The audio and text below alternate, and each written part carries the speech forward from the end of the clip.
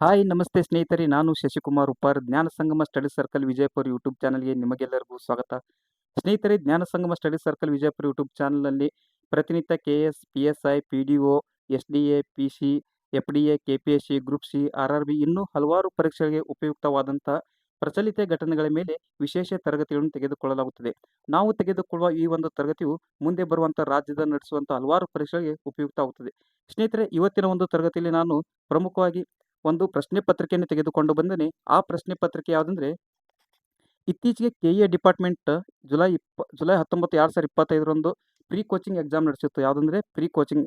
ಅದು ಯಾವ ಡಿಪಾರ್ಟ್ಮೆಂಟ್ ಅಂದರೆ RRB, SSC ಬ್ಯಾಂಕಿಂಗ್ ಮತ್ತು ಗ್ರೂಪ್ ಸಿ ಎಕ್ಸಾಮ್ಗೆ ಪ್ರೀ ಕೋಚಿಂಗ್ ಒಂದು ಡಿಪಾರ್ಟ್ಮೆಂಟ್ ಎಕ್ಸಾಮ್ ನಡೆಸುತ್ತೆ. ಯಾವ ಡಿಪಾರ್ಟ್ಮೆಂಟ್ ಅಂದರೆ KA ಡಿಪಾರ್ಟ್ಮೆಂಟ್ ನಡೆಸಿದ ಪ್ರಶ್ನೆ ಪತ್ರಿಕೆಯಲ್ಲಿ ಯಾವ ರೀತಿಯ ಪ್ರಚಲಿತ ವಿಷಯಗಳ ಆಧಾರದ ಮೇಲೆ ಪ್ರಶ್ನೆಯನ್ನು ತೆಗೆದುಕೊಂಡಿದ್ದಾರೆಂದು ಇವತ್ತಿನ ಒಂದು ತರಗತಿಯಲ್ಲಿ ಡಿಸ್ಕಷನ್ ಮಾಡೋಣ ಸ್ನೇಹಿತರೆ. ಮುಖ್ಯವಾಗಿ ಹೇಳಬೇಕಂದ್ರೆ ಈ ವರ್ಷದಿಂದ ಪೊಲೀಸ್ ಕಾನ್ಸ್ಟೇಬಲ್ ಪರೀಕ್ಷೆಗಳಿಗೆ ನಡೆಸುವಂಥ ಪರೀಕ್ಷೆಗಳನ್ನು KA ಡಿಪಾರ್ಟ್ಮೆಂಟ್ ನಡೆಸುತ್ತದೆ. ಅಂದರೆ ಪ್ರತಿ ವರ್ಷ KSP ಡಿಪಾರ್ಟ್ಮೆಂಟ್ ನಡೆಸುತ್ತಿತ್ತು. ಈ ವರ್ಷದಿಂದ KA ಡಿಪಾರ್ಟ್ಮೆಂಟ್ ಮುಖ್ಯವಾಗಿ ಪೊಲೀಸ್ ಕಾನ್ಸ್ಟೇಬಲ್ ಪ್ರಶ್ನೆ ಪತ್ರಿಕೆ ನಡೆಸುತ್ತದೆ ಸ್ನೇಹಿತರೆ. ಆದ್ದರಿಂದ KA ಡಿಪಾರ್ಟ್ಮೆಂಟ್ ನಡೆಸುವ ಪ್ರಶ್ನೆ ಪತ್ರಿಕೆಗಳು ತುಂಬ ಮಹತ್ವದಾಗಿರ್ತವೆ. ಸ್ನೇಹಿತರೆ, ಇವತ್ತಿನ ಒಂದು ಪ್ರಶ್ನೆ ನೋಡೋಣ. ಸ್ನೇಹಿತರೆ, ಪ್ರಶ್ನೆ ಪತ್ರಿಕೆಯಲ್ಲಿ ಪ್ರಶ್ನೆ ಈ ರೀತಿ ಕೇಳಿದರು. ಪ್ರಶ್ನೆ ಹೇಗಿದೆ ಅಂದರೆ, ಜುಲೈ 2025ರಲ್ಲಿ ಡಿಫೆನ್ಸ್ ಎಲೆಕ್ಟ್ರಾನಿಕ್ಸ್ ಅಪ್ಲಿಕೇಶನ್ ಲ್ಯಾಬೊರೇಟರಿ 2 ಸುಧಾರಿತ ಸಂವಹನ ವ್ಯವಸ್ಥೆಗಳ ಮೈದಾನ ಪರೀಕ್ಷೆಯನ್ನು ಯಶಸ್ವಿಯಾಗಿ ಈ ಕೆಳಗಿನ ಯಾವ ಸ್ಥಳದಲ್ಲಿ ನಡೆಸಿತು? ಪ್ರಶ್ನೆ ಏನಂದರೆ ಸ್ನೇಹಿತರೆ, ಜುಲೈ 2025ರಲ್ಲಿ ಡಿಫೆನ್ಸ್ ಎಲೆಕ್ಟ್ರಾನಿಕ್ಸ್ ಅಪ್ಲಿಕೇಶನ್ ಲ್ಯಾಬೊರೇಟರಿ 2 ಸುಧಾರಿತ ಸಂವಹನ ವ್ಯವಸ್ಥೆಗಳ ಮೈದಾನ ಪರೀಕ್ಷೆಯನ್ನು ಯಶಸ್ವಿಯಾಗಿ ಯಾವ ಸ್ಥಳದಲ್ಲಿ ನಡೆಸಿತು ಎಂದು ಪ್ರಶ್ನೆ ಕೇಳಿದರು. ಅದಕ್ಕೆ ಆಪ್ಷನ್ಸ್ಗಳನ್ನು ಈ ರೀತಿ ಕೊಟ್ಟಿದ್ದಾರೆ. ಮೊದಲನೇ ಆಪ್ಷನ್ಸು ರಾಜಸ್ಥಾನದ ಪೋಖ್ರಾನ್ ಅಂತ ಕೊಟ್ಟಿದ್ದಾರೆ. ಎರಡನೇ ಆಪ್ಷನ್ಸು ಕರ್ನಾಟಕದ ಬೆಂಗಳೂರು ಅಂತ ಕೊಟ್ಟಿದ್ದಾರೆ. ಮೂರನೇ ಆಪ್ಷನ್ಸು ಹರಿಯಾಣದ ಕರ್ನಾಲ್ ಅಂತ ಕೊಟ್ಟಿದ್ದಾರೆ. ಹಾಗೂ ಕೊನೆಯ ಆಪ್ಷನ್ಸು ಉತ್ತರಾಖಂಡದ ಜೋಶಿಮಠ್ ಅಂತ ಕೊಟ್ಟಿದ್ದಾರೆ. ಸ್ನೇಹಿತರೆ, ಕೊಟ್ಟಂಥ ಈ 4 ಆಪ್ಷನ್ಸ್ಗಳಲ್ಲಿ ಸರಿಯಾದ ಉತ್ತರ ಯಾವುದಂದ್ರೆ ಉತ್ತರಾಖಂಡದ ಜೋಶಿಮಠ್. ಯಾವುದು ಸ್ನೇಹಿತರೆ? ಉತ್ತರಾಖಂಡದ ಜೋಶಿಮಠ್ ಸರಿಯಾದ ಉತ್ತರ ಆಗಿದೆ. ಹಾಗಾದ್ರೆ ಸ್ನೇಹಿತರೆ, ಮುಂದಿನ ಪ್ರಶ್ನೆ ನೋಡೋಣ. ಸ್ನೇಹಿತರೆ, ಮುಂದಿನ ಪ್ರಶ್ನೆ ಈ ರೀತಿ ಇದೆ. ಜೂನ್ 18, 2025ರಂದು ನಿಧನರಾದ ಪ್ರಸಿದ್ಧ ಪರಿಸರ ಶಾಸ್ತ್ರಜ್ಞ, ಲೇಖಕ ಮತ್ತು ಪದ್ಮಶ್ರೀ ಪ್ರಶಸ್ತಿ ಪುರಸ್ಕೃತರಾಗಿದ್ದ ಶ್ರೀ ಮಾರುತಿ ಚಿತ್ತಂಪಲ್ಲಿಯವರನ್ನು ಏನೆಂದು ಕರೆಯುತ್ತಿದ್ದರು ಅಥವಾ ಏನೆಂದು ಜನಪ್ರಿಯರಾಗಿದ್ದರು? ಪ್ರಶ್ನೆ ಏನಂದ್ರೆ ಸ್ನೇಹಿತರೆ, ಜೂನ್ 18, 2025ರಂದು ನಿಧನರಾದ ಪ್ರಸಿದ್ಧ ಪರಿಸರ ಶಾಸ್ತ್ರಜ್ಞ, ಲೇಖಕ ಮತ್ತು ಪದ್ಮಶ್ರೀ ಪ್ರಶಸ್ತಿ ಪುರಸ್ಕೃತರಾಗಿದ್ದ ಶ್ರೀ ಮಾರುತಿ ಚಿತ್ತಂಪಲ್ಲಿಯವರು ಏನೆಂದು ಜನಪ್ರಿಯರಾಗಿದ್ದರು? ಸ್ನೇಹಿತರೆ, ಈ ಒಂದು ಪ್ರಶ್ನೆಗೆ ಆಪ್ಷನ್ಸ್ಗಳು ಈ ರೀತಿ ಇವೆ. ಮೊದಲನೇ ಆಪ್ಷನ್ಸು ವೃಕ್ಷ ರಕ್ಷಕ ಅಂತ ಕೊಟ್ಟಿದ್ದಾರೆ. ಎರಡನೇ ಆಪ್ಷನ್ಸು ಅರಣ್ಯ ಋಷಿ ಅಂತ ಕೊಟ್ಟಿದ್ದಾರೆ. ಮೂರನೇ ಆಪ್ಷನ್ಸು ವನ ಸಾಧು ಅಂತ ಕೊಟ್ಟಿದ್ದಾರೆ. ಹಾಗೂ ಕೊನೆಯ ಆಪ್ಷನ್ಸು ವನ ಬಂಧು ಅಂತ ಕೊಟ್ಟಿದ್ದಾರೆ. ಸ್ನೇಹಿತರೆ, ಕೊಟ್ಟಂತ ಈ 4 ಆಪ್ಷನ್ಸ್ಗಳಿಗೆ ಸರಿಯಾದ ಉತ್ತರ ಯಾವುದಂದ್ರೆ ಅರಣ್ಯ ಋಷಿ. ಯಾವ್ದು ಸ್ನೇಹಿತರೆ? ಅರಣ್ಯ ಋಷಿ. ಅಂದ್ರೆ ಮಾರುತಿ ಚಿತ್ತಂಪಲ್ಲಿಯವರು ಅರಣ್ಯ ಋಷಿ ಎಂದು ಜನಪ್ರಿಯರಾಗಿದ್ದರು. ಸ್ನೇಹಿತರೆ, ಇವರ ಬಗ್ಗೆ ಒಂದು ವಿವರಣೆ ನೋಡ್ಬೇಕಂದ್ರೆ, ಖ್ಯಾತ ಪರಿಸರವಾದಿ, ವನ್ಯಜೀವಿ ತಜ್ಞ ಮತ್ತು ಪದ್ಮಶ್ರೀ ಪ್ರಶಸ್ತಿ ಪುರಸ್ಕೃತ ಅರಣ್ಯ ಋಷಿ ಎಂದೇ ಪ್ರೀತಿಯಿಂದ ಕರೆಯಲ್ಪಡುವ ಮಾರುತಿ ಚಿಟ್ಟಂಪಳ್ಳಿಯವರು ತಮ್ಮ 93ನೇ ವಯಸ್ಸಿನಲ್ಲಿ ಮಹಾರಾಷ್ಟ್ರದ ಸೊಲ್ಲಾಪುರದಲ್ಲಿ ವಯೋಸಹಜ ಕಾಯಿಲೆಗಳಿಂದ ನಿಧನರಾದರು. ಅವರು ತಮ್ಮ ಜೀವನವನ್ನು ಅರಣ್ಯ, ವನ್ಯಜೀವಿ ಮತ್ತು ಸಂರಕ್ಷಣಾ ಸಾಹಿತ್ಯಕ್ಕಾಗಿ ಮುಡುಪಾಗಿಟ್ಟಿದ್ರು. ಹಾಗಾದ್ರೆ ಸ್ನೇಹಿತರೆ, ಮುಂದಿನ ಒಂದು ಪ್ರಶ್ನೆ ನೋಡೋಣ. ಮುಂದಿನ ಪ್ರಶ್ನೆ ಈ ರೀತಿ ಇದೆ. ಅದೇನಂದ್ರೆ ಸ್ನೇಹಿತರೆ, ಪುಣೆಯಲ್ಲಿರುವ inter university centre for astronomy and ಆಸ್ಟ್ರೋಫಿಸಿಕ್ಸ್ನ ಸಂಸ್ಥಾಪಕ ನಿರ್ದೇಶಕರು ಯಾರು? ಸ್ನೇಹಿತರೆ, ಪ್ರಶ್ನೆ ಏನಂದರೆ, ಪುಣೆಯಲ್ಲಿರುವ inter university centre for astronomy and ಆಸ್ಟ್ರೋಫಿಸಿಕ್ಸ್ನ ಸಂಸ್ಥಾಪಕ ನಿರ್ದೇಶಕರು ಯಾರು ಅಂತ ಕೇಳಿದರೆ ಸ್ನೇಹಿತರೆ, ಅದಕ್ಕೆ 4 ಆಪ್ಷನ್ಸ್ಗಳನ್ನು ಕೊಟ್ಟಿದ್ದಾರೆ. ಕೊಟ್ಟಂಥ 4 ಆಪ್ಷನ್ಸ್ಗಳಲ್ಲಿ ಈ ರೀತಿವೆ. ಮೊದಲೇ ಆಪ್ಷನ್ಸ್ ಏನಂತ ಕೊಟ್ಟಿದ್ದಾರೆ ಅಂದರೆ ಡಾಕ್ಟರ್ APJ ಅಬ್ದುಲ್ ಕಲಾಂ ಅಂತ ಕೊಟ್ಟಿದ್ದಾರೆ. ಎರಡನೇ ಆಪ್ಷನ್ಸು ಡಾಕ್ಟರ್ ಸತೀಶ್ ಧವನ್ ಅಂತ ಕೊಟ್ಟಿದ್ದಾರೆ. ಹಾಗೂ ಮೂರನೇ ಆಪ್ಷನ್ಸು ಡಾಕ್ಟರ್ ಜಯಂತ್ ವಿಷ್ಣು ನಾರಳಿಕರ್ ಅಂತ ಕೊಟ್ಟಿದ್ದಾರೆ. ಹಾಗೂ 4ನೇ ಆಪ್ಷನ್ಸು ಡಾಕ್ಟರ್ ವಿಕ್ರಮ್ ಸಾರಾಭಾಯಿ ಅಂತ ಕೊಟ್ಟಿದ್ದಾರೆ. ಹಾಗಾದ್ರೆ ಸ್ನೇಹಿತರೆ, ಕೊಟ್ಟಂತ ಈ 4 ಆಪ್ಷನ್ಸ್ಗಳಲ್ಲಿ ಸರಿಯಾದ ಉತ್ತರ ಯಾವುದಂದ್ರೆ ಡಾಕ್ಟರ್ ಜಯಂತ್ ವಿಷ್ಣು ನಾರಳಿಕರ್. ಹಾಗಾದ್ರೆ ಸ್ನೇಹಿತರೆ, ಈ ಒಂದು ಪ್ರಶ್ನೆಯನ್ನು ಯಾಕೆ ಕೇಳಿದಂದ್ರೆ ಡಾಕ್ಟರ್ ಜಯಂತ್ ವಿಷ್ಣು ನಾರಳಿಕರ್ ಅವರು ಇತ್ತೀಚೆಗೆ ನಿಧನರಾಗಿದ್ದಾರೆ. ಆ ಒಂದು ಉದ್ದೇಶದಿಂದ ಅವರು ಪುಣೆಯಲ್ಲಿ ಸ್ಥಾಪಿಸಿದಂಥ inter university centre for astronomy and ಆಸ್ಟ್ರೋಫಿಸಿಕ್ಸ್ನ ಬಗ್ಗೆ ಕೇಳಿದ್ದಾರೆ. ಸ್ನೇಹಿತರೆ, ಖ್ಯಾತ ಭೂಗೋಳ ಭೌತಶಾಸ್ತ್ರಜ್ಞ ಯಾರು? ಖ್ಯಾತ ಭೂಗೋಳ ಭೌತಶಾಸ್ತ್ರಜ್ಞ ಮತ್ತು ಪದ್ಮ ವಿಭೂಷಣ ಪ್ರಶಸ್ತಿ ಪುರಸ್ಕೃತರಾದ ಡಾಕ್ಟರ್ ಜಯಂತ್ ವಿಷ್ಣು ನಾರ್ಲಿಕರ್ ಅವರು ಇತ್ತೀಚೆಗೆ ಮೇ 20, 2025ರಂದು ತಮ್ಮ 87ನೇ ವಯಸ್ಸಿನಲ್ಲಿ ಮಹಾರಾಷ್ಟ್ರದ ಪುಣೆಯಲ್ಲಿ ನಿಧನರಾದರು. ಅವರು ಭಾರತದಲ್ಲಿ ವಿಜ್ಞಾನ ಸಂವಹನ ಮತ್ತು ಸಂಸ್ಥೆ ನಿರ್ಮಾಣದಲ್ಲಿ ತಮ್ಮ ಪ್ರವರ್ತಕ ಕೆಲಸಕ್ಕೆ ಹೆಸರುವಾಸಿಯಾಗಿದ್ದರು. 1988ರಲ್ಲಿ ಅವರು ಅಂತರ್ ವಿಶ್ವವಿದ್ಯಾನಿಲಯ ಖಗೋಳಶಾಸ್ತ್ರ ಮತ್ತು ಖಗೋಳ ಭೌತಶಾಸ್ತ್ರ ಕೇಂದ್ರವನ್ನು ಸ್ಥಾಪಿಸಿದರು. ಎಷ್ಟರಲ್ಲಿ ಸ್ಥಾಪಿಸ್ತಾರೆ ಅಂದ್ರೆ 1988ರಲ್ಲಿ ಅಂತರ್ ವಿಶ್ವವಿದ್ಯಾನಿಲಯ ಖಗೋಳಶಾಸ್ತ್ರ ಮತ್ತು ಖಗೋಳ ಭೌತಶಾಸ್ತ್ರ ಕೇಂದ್ರವನ್ನು ಸ್ಥಾಪಿಸಿದರು ಮತ್ತು 2003ರವರೆಗೆ ಅವರು ಅದರ ನಿರ್ದೇಶಕರಾಗಿ ಸೇವೆ ಸಲ್ಲಿಸಿದರು. ಇವರ ಪುಸ್ತಕಗಳು, ಲೇಖನಗಳು ಮತ್ತು ಮಾಧ್ಯಮಗಳ ಮೂಲಕ ವಿಜ್ಞಾನವನ್ನು ಜನಪ್ರಿಯಗೊಳಿಸಿದ್ದಕ್ಕಾಗಿ ಅವರು 1999ರಲ್ಲಿ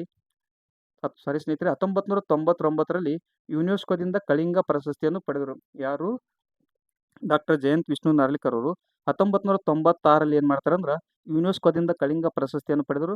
ಆನಂತರ 1965ರಲ್ಲಿ ಪದ್ಮಭೂಷಣ ಪ್ರಶಸ್ತಿಯನ್ನು ಪಡೆದುಕೊಳ್ತಾರೆ. 2004ರಲ್ಲಿ ಪದ್ಮ ವಿಭೂಷಣ ಪ್ರಶಸ್ತಿಯನ್ನು ಪಡೆದುಕೊಳ್ತಾರೆ ಮತ್ತು 2011ರಲ್ಲಿ ಮಹಾರಾಷ್ಟ್ರ ಭೂಷಣ ಪ್ರಶಸ್ತಿಯನ್ನು ಪಡೆದುಕೊಳ್ತಾರೆ. ಆನಂತರ 2014ರಲ್ಲಿ ಅವರ ಮರಾಠಿ ಆತ್ಮಚರಿತ್ರೆಯಾದಂಥ ಪ್ರಾದೇಶಿಕ ಸಾಹಿತ್ಯಕ್ಕಾಗಿ ಸಾಹಿತ್ಯ ಅಕಾಡೆಮಿ ಪ್ರಶಸ್ತಿಯನ್ನು ಪಡೆದುಕೊಂಡರು. ಯಾರು? ಡಾಕ್ಟರ್ ಜಯಂತ್ ವಿಷ್ಣು ನಾರ್ಲಿಕರ್. ಇವರು ಅಂತರ್ ವಿಶ್ವವಿದ್ಯಾನಿಲಯ ಖಗೋಳಶಾಸ್ತ್ರ ಮತ್ತು ಖಗೋಳ ಭೌತಶಾಸ್ತ್ರ ಕೇಂದ್ರವನ್ನು 1988ರಲ್ಲಿ ಸ್ಥಾಪನೆ ಮಾಡ್ತಾರೆ. ಹಾಗಾದ್ರೆ ಸ್ನೇಹಿತರೆ, ಮುಂದಿನ ಒಂದು ಪ್ರಶ್ನೆಗೆ ನೋಡೋಣ. ಮುಂದಿನ ಪ್ರಶ್ನೆ ಈ ರೀತಿ ಇದೆ ಸ್ನೇಹಿತರೆ. ಈ ಕೆಳಗಿನ ಯಾವ ಪುಸ್ತಕಗಳು, ಪ್ರಶ್ನೆ ಈ ರೀತಿ ಇದೆ, ಈ ಕೆಳಗಿನ ಯಾವ ಪುಸ್ತಕ ಅಥವಾ ಪುಸ್ತಕಗಳು ಬಾನು ಮುಸ್ತಾಕ್ರವರಿಂದ ಬರೆಯಲ್ಪಟ್ಟಿವೆ? ಸ್ನೇಹಿತರೆ, ಅವಕ್ಕೆ ಆಪ್ಷನ್ಸ್ಗಳು ಈ ರೀತಿ ಕೊಟ್ಟಿದ್ದಾರೆ. ಮೊದಲೇದು ಎ ಹೆಜ್ಜೆ ಮೂಡಿದ ಹಾದಿ ಅಂತ ಕೊಟ್ಟಿದ್ದಾರೆ, ಬಿ ಬೆಂಕಿ ಮಳೆ ಅಂತ ಕೊಟ್ಟಿದ್ದಾರೆ, ಸಿ ಎದೆಯ ಹಣತೆ ಅಂತ ಕೊಟ್ಟಿದ್ದಾರೆ, ಡಿ ನೆತ್ತರ ಸೂತಕ ಅಂತ ಕೊಟ್ಟಿದ್ದಾರೆ. ಸ್ನೇಹಿತರೆ, ಆಪ್ಷನ್ಸ್ಗಳನ್ನ ಈ ರೀತಿ ಕೊಟ್ಟಿದ್ದಾರೆ. ಮೊದಲನೇ ಆಪ್ಷನ್ಸ್ ಏನು ಕೊಟ್ಟಿದ್ದಾರೆ ಅಂದರೆ ಸಿ ಮಾತ್ರ ಅಂತ ಕೊಟ್ಟಿದ್ದಾರೆ. ಎರಡನೇ ಆಪ್ಷನ್ಸು ಬಿ ಮತ್ತು ಸಿ ಮಾತ್ರ ಅಂತ ಕೊಟ್ಟಿದ್ದಾರೆ. ಹಾಗೂ ಮೂರನೇ ಆಪ್ಷನ್ಸು ಎ, ಬಿ ಮತ್ತು ಸಿ ಮಾತ್ರ ಅಂತ ಕೊಟ್ಟಿದ್ದಾರೆ. ಹಾಗೂ ನಾಲ್ಕನೇ ಆಪ್ಷನ್ಸು ಎ, ಬಿ, ಸಿ ಮತ್ತು ಡಿ ಅಂತ ಕೊಟ್ಟಿದ್ದಾರೆ. ಹಾಗಾದರೆ ಸ್ನೇಹಿತರೆ, ಕೊಟ್ಟಂಥ ಈ 4 ಆಪ್ಷನ್ಸ್ಗಳಲ್ಲಿ ಇದಕ್ಕೆ ಸರಿಯಾದ ಉತ್ತರ ಯಾವುದು ಅಂದರೆ ಬಾನು ಮುಸ್ತಾಕ್ರವರು ಈ ಕೆಳಗಿನ ಯಾವ ಪುಸ್ತಕವನ್ನು ಬರೆದಿದ್ದಾರೆ ಅಂದರೆ ಆಪ್ಷನ್ಸ್ 4 ಸರಿಯಾಗಿದೆ. ಅಂದರೆ ಎ, ಬಿ, ಸಿ, ಡಿ. ಅಂದರೆ ಈ ಮೇಲಿನ ಎಲ್ಲ ಪುಸ್ತಕಗಳನ್ನು ಬಾನು ಮುಸ್ತಾಕ್ರವರು ಬರೆದಿದ್ದಾರೆ. ಯಾವುದಂದ್ರೆ ಹೆಜ್ಜೆ ಮೂಡಿದ ಹಾದಿಯನ್ನು ಬಾನು ಮುಸ್ತಾಕ್ರವರು ಬರೆದಿದ್ದಾರೆ, ಬೆಂಕಿ ಮಳೆ ಕೂಡ ಅವರ ಪುಸ್ತಕವಾಗಿದೆ, ಎದೆಯ ಹನಿತೆ ಕೂಡ ಮುಸ್ತಾಕ್ರವರ ಪುಸ್ತಕವಾಗಿದೆ ಮತ್ತು ನೆತ್ತರ ಸೂತಕ ಎಂಬುದು ಬಾನು ಮುಸ್ತಾಕ್ರವರು ಬರೆದಂಥ ಪ್ರಸಿದ್ಧ ಪುಸ್ತಕಗಳಾಗಿದೆ. ಸ್ನೇಹಿತರೆ, ಅಷ್ಟೇ ಅಲ್ಲದೆ ಬಾನು ಮುಸ್ತಾಕ್ರವರು 2025ರ ಮೈಸೂರು ದಸರಾ ಉತ್ಸವವನ್ನು ಉದ್ಘಾಟಿಸಿದರು. ಯಾರು? ಬಾನು ಮುಸ್ತಾಕ್ರವರು 2025ರ ಮೈಸೂರು ದಸರಾ ಉತ್ಸವವನ್ನು ಉದ್ಘಾಟಿಸ್ತಾರೆ. ಹಾಗಾದ್ರೆ ಸ್ನೇಹಿತರೆ, ಬಾನು ಮುಸ್ತಾಕ್ರವರು ಬರೆದ ಪುಸ್ತಕಗಳು ಕೇಳಿದ್ರು ಅವು ಯಾವಂದ್ರೆ ಹೆಜ್ಜೆ ಮೂಡಿದ ಹಾದಿ, ಬೆಂಕಿ ಮಳೆ, ಎದೆಯ ಹನಿತೆ ಮತ್ತು ನೆತ್ತರ ಸೂತಕ, ಇವುಗಳೆಲ್ಲವೂ ಬಾನು ಮುಸ್ತಾಕ್ರವರು ಬರೆದಂಥ ಪುಸ್ತಕಗಳಾಗಿವೆ. ಹಾಗಾದ್ರೆ ಮುಂದಿನ ಪ್ರಶ್ನೆಗೆ ಹೋಗೋಣ. ಮುಂದಿನ ಪ್ರಶ್ನೆ ಈ ರೀತಿ ಇದೆ ಸ್ನೇಹಿತರೆ. ಇತ್ತೀಚೆಗೆ ಭಾರತದ ಚುನಾವಣಾ ಆಯೋಗವು 345 ರುಪ್ಸ್ಗಳನ್ನು ಪಟ್ಟಿಯಿಂದ ಹೊರಹಾಕುವ ಉಪಕ್ರಮವನ್ನು ಪ್ರಾರಂಭಿಸಿದೆ. ಹಾಗಾದರೆ ರುಪ್ಸ್ ಅನ್ನು ವಿಸ್ತರಿಸಿ. ಏನಂದ್ರೆ ಸ್ನೇಹಿತರೆ, ಇತ್ತೀಚೆಗೆ ಭಾರತದ ಚುನಾವಣಾ ಆಯೋಗವು 345 ರುಪ್ಸ್ಗಳನ್ನು ಪಟ್ಟಿಯಿಂದ ಹೊರಹಾಕುವ ಯೋಜನೆಯನ್ನು ಪ್ರಾರಂಭಿಸಿದೆ. ಹಾಗಾದರೆ ರುಪ್ಸ್ ಎಂದರೇನು? ಅದರ ಫುಲ್ಫಾರ್ಮ್ ಏನು ಅಂತ ಕೊಟ್ಟಿದ್ದಾರೆ ಸ್ನೇಹಿತರೆ. ಏನಂದ್ರೆ ರುಪ್ಸ್ ದ ಫುಲ್ಫಾರ್ಮ್ ಏನು ಅಂತ ಕೇಳಿದ್ರೆ ಸ್ನೇಹಿತರೆ, ಆಪ್ಷನ್ಸ್ಗಳನ್ನು ಈ ರೀತಿ ಕೊಟ್ಟಿದ್ದಾರೆ. Registered unrecognised political parties. Options ಏನು ಕೊಟ್ಟಿದ್ದಾರೆ? ರಿಜಿಸ್ಟರ್ಡ್ ಅನ್ರಿಕಗ್ನೈಸ್ಡ್ ಪೊಲಿಟಿಕಲ್ ಪಾರ್ಟೀಸ್ ಅಂತ ಕೊಟ್ಟಿದ್ದಾರೆ. ಬಿ ಆಪ್ಷನ್ಸ್ ಏನು ಕೊಟ್ಟಿದ್ದಾರೆ ಅಂದರೆ ರಿಜಿಸ್ಟರ್ಡ್ ಅನ್ಅಥರೈಸ್ಡ್ ಪೊಲಿಟಿಕಲ್ ಪಾರ್ಟೀಸ್ ಅಂತ ಕೊಟ್ಟಿದ್ದಾರೆ. ಆಪ್ಷನ್ ಸಿ ಏನಂತ ಕೊಟ್ಟಿದ್ದಾರೆ ಅಂದರೆ ರಿಜಿಸ್ಟರ್ಡ್ ಅನ್ರಿಕಗ್ನೈಸ್ಡ್ ಪೀಪಲ್ಸ್ ಪಾರ್ಟೀಸ್ ಅಂತ ಕೊಟ್ಟಿದ್ದಾರೆ. ಹಾಗೂ ನಾಲ್ಕನೇ ಆಪ್ಷನ್ಸ್ ಏನಂತ ಕೊಟ್ಟಿದ್ದಾರೆ ಅಂದರೆ ರಿಜಿಸ್ಟರ್ಡ್ ಅನ್ಅಥರೈಸ್ಡ್ ಪೀಪಲ್ಸ್ ಪಾರ್ಟೀಸ್. ಹಾಗಾದ್ರೆ ಸ್ನೇಹಿತರೆ, ಕೊಟ್ಟಂತ ಈ 4 ಆಪ್ಷನ್ಸ್ಗಳಲ್ಲಿ ಇದಕ್ಕೆ ಸರಿಯಾದ ಉತ್ತರ ಯಾವುದಂದ್ರೆ ಆಪ್ಷನ್ ಎ ಸರಿಯಾದ ಉತ್ತರ ಆಗಿದೆ. ರುಪ್ಸ್ ಅಂದರೆ RUPPS ಇದರ ವಿಸ್ತೃತ ರೂಪ ಏನಂದ್ರೆ ರಿಜಿಸ್ಟರ್ಡ್ ಅನ್ರಿಕಗ್ನೈಸ್ಡ್ ಪೊಲಿಟಿಕಲ್ ಪಾರ್ಟೀಸ್ ಇದಕ್ಕೆ ಸರಿಯಾದ ಉತ್ತರವಾಗಿದೆ. ಸ್ನೇಹಿತರೆ, ಇದರ ಬಗ್ಗೆ ಒಂದು ಹೆಚ್ಚಿನ ಮಾಹಿತಿ ನೋಡಬೇಕಂದ್ರೆ 2019ರಿಂದ ಕಳೆದ 6 ವರ್ಷಗಳಿಂದ ಒಂದೇ ಒಂದು ಚುನಾವಣೆಯಲ್ಲಿ ಸ್ಪರ್ಧಿಸುವ ಅಗತ್ಯ ಷರತ್ತನ್ನು ಪೂರೈಸಲು ವಿಫಲವಾಗಿರುವ ಮತ್ತು ಭೌತಿಕವಾಗಿ ಎಲ್ಲಿಯೂ ಕಚೇರಿಗಳನ್ನು ಹೊಂದಲು ಸಾಧ್ಯವಾಗದ 345 ನೋಂದಾಯಿತ ಗುರುತಿಸಲಾಗದ ರಾಜಕೀಯ ಪಕ್ಷಗಳನ್ನು ಪಟ್ಟಿಯಿಂದ ತೆಗೆದುಹಾಕುವ ಪ್ರಕ್ರಿಯೆಯನ್ನು ಭಾರತೀಯ ಚುನಾವಣಾ ಆಯೋಗ ಪ್ರಾರಂಭಿಸಿದೆ. ಆದ್ದರಿಂದ ಈ ಒಂದು ರುಪ್ಸ್ ಏನಂದ್ರೆ ಸುದ್ದಿಯಲ್ಲಿದೆ. ಏನಂದ್ರೆ 2019ರಿಂದ ಕಳೆದ 6 ವರ್ಷಗಳಿಂದ ಒಂದೇ ಒಂದು ಚುನಾವಣೆಯಲ್ಲಿ ಸ್ಪರ್ಧಿಸದ ಅಗತ್ಯ ಷರತ್ತನ್ನು ಪೂರೈಸಲು ವಿಫಲರಾಗಿರುವ ಮತ್ತು ಭೌತಿಕವಾಗಿ ಎಲ್ಲಿಯೂ ಕಚೇರಿಗಳನ್ನು ಹೊಂದಲು ಸಾಧ್ಯವಾಗದ 345 ನೋಂದಾಯಿತ ಗುರುತಿಸಲಾಗದ ರಾಜಕೀಯ ಪಕ್ಷಗಳನ್ನು ಪಟ್ಟಿಯಿಂದ ತೆಗೆದುಹಾಕುವ ಪ್ರಕ್ರಿಯೆಯನ್ನು ಭಾರತೀಯ ಚುನಾವಣಾ ಆಯೋಗ ಇತ್ತೀಚೆಗೆ ಪ್ರಾರಂಭಿಸಿದೆ. ಈ ಒಂದು ಪ್ರಶ್ನೆಯನ್ನೇ ಕೆಎ ಡಿಪಾರ್ಟ್ಮೆಂಟ್ ತನ್ನ ಒಂದು ಪರೀಕ್ಷೆಯ ಪ್ರಶ್ನೆ ಪತ್ರಿಕೆಯಲ್ಲಿ ಕೇಳಿದೆ. ಹಾಗಾದ್ರೆ ಸ್ನೇಹಿತರೆ ಮುಂದಿನ ಪ್ರಶ್ನೆ ನೋಡೋಣ. ಮುಂದಿನ ಪ್ರಶ್ನೆ ಈ ರೀತಿ ಇದೆ ಸ್ನೇಹಿತರೆ. ಪ್ರಶ್ನೆ ಏನಂದ್ರೆ, ಇಂಟರ್ನ್ಯಾಷನಲ್ ಸ್ಪೇಸ್ ಸ್ಟೇಷನ್ಗೆ ಹೋದ ಆಕ್ಸಿಮ್ 4 ಮಿಷನ್ ತಂಡವು ಈ ಕೆಳಗಿನ ಯಾವ ರಾಷ್ಟ್ರಗಳ ಗಗನಯಾನಿಗಳನ್ನು ಒಳಗೊಂಡಿತ್ತು? ಸ್ನೇಹಿತರೆ ಪ್ರಶ್ನೆ ಹೇಗಿದೆ ಅಂದರೆ, ಇಂಟರ್ನ್ಯಾಷನಲ್ ಸ್ಪೇಸ್ ಸ್ಟೇಷನ್ ಅಂದರೆ ISSಗೆ ಹೋದ ಆಕ್ಸಿಮ್ 4 ಮಿಷನ್ ತಂಡವು ಈ ಕೆಳಗಿನ ಯಾವ ರಾಷ್ಟ್ರಗಳ ಗಗನಯಾನಿಗಳನ್ನು ಒಳಗೊಂಡಿತ್ತು ಎಂದು ಪ್ರಶ್ನೆ ಕೇಳಿದರೆ, ಮೊದಲೇದು ಏನಂದ್ರೆ ಸ್ನೇಹಿತರೆ USA ಅಂತ ಕೊಟ್ಟಿದ್ದಾರೆ, ಭಾರತ ಅಂತ ಕೊಟ್ಟಿದ್ದಾರೆ, UK ಅಂತ ಕೊಟ್ಟಿದ್ದಾರೆ, ಪೋಲ್ಯಾಂಡ್ ಅಂತ ಕೊಟ್ಟಿದ್ದಾರೆ, ಹಂಗೇರಿ ಅಂತ ಕೊಟ್ಟಿದ್ದಾರೆ ಮತ್ತು ಕೊನೆಯದಾಗಿ ಫ್ರಾನ್ಸ್ ಅಂತ ಕೊಟ್ಟಿದ್ದಾರೆ. ಕೆಳಗೆ ನೀಡಿರುವ ಆಯ್ಕೆಗಳಿಂದ ಸರಿಯಾದ ಉತ್ತರವನ್ನು ಆರಿಸಿ ಎಂದಿದ್ದಾರೆ ಸ್ನೇಹಿತರೆ. ಆಪ್ಷನ್ಸ್ಗಳು ಈ ರೀತಿ ಇದೆ.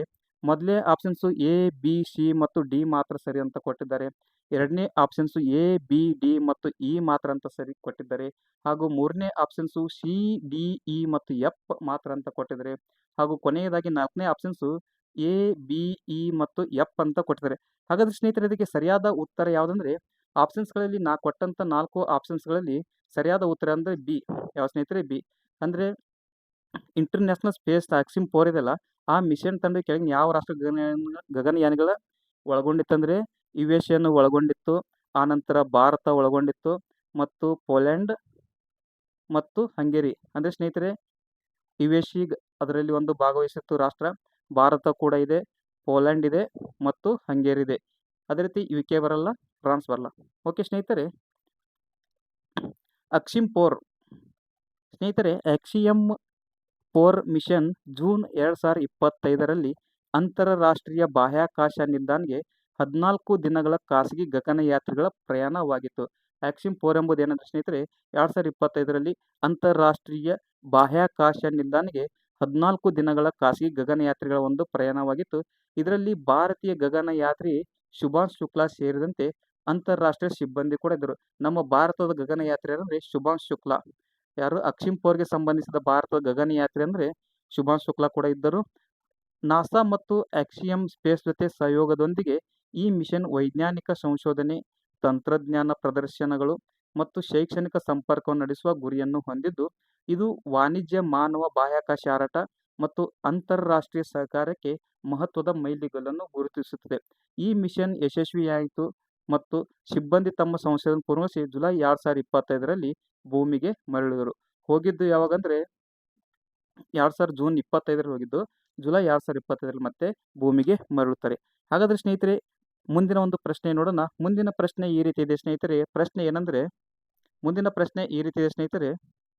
ಇತ್ತೀಚೆಗೆ ಭಾರತದ ಕೇಂದ್ರ ಕ್ಯಾಬಿನೆಟ್ ರಾಷ್ಟ್ರೀಯ ಕ್ರೀಡಾ ನೀತಿ 2025ಕ್ಕೆ ಏನು ಸ್ನೇಹಿತರೆ, ಇತ್ತೀಚೆಗೆ ಭಾರತದ ಕೇಂದ್ರ ಕ್ಯಾಬಿನೆಟ್ ರಾಷ್ಟ್ರೀಯ ಕ್ರೀಡಾ ನೀತಿ 2025ಕ್ಕೆ ಅನುಮೋದನೆ ನೀಡಿದೆ.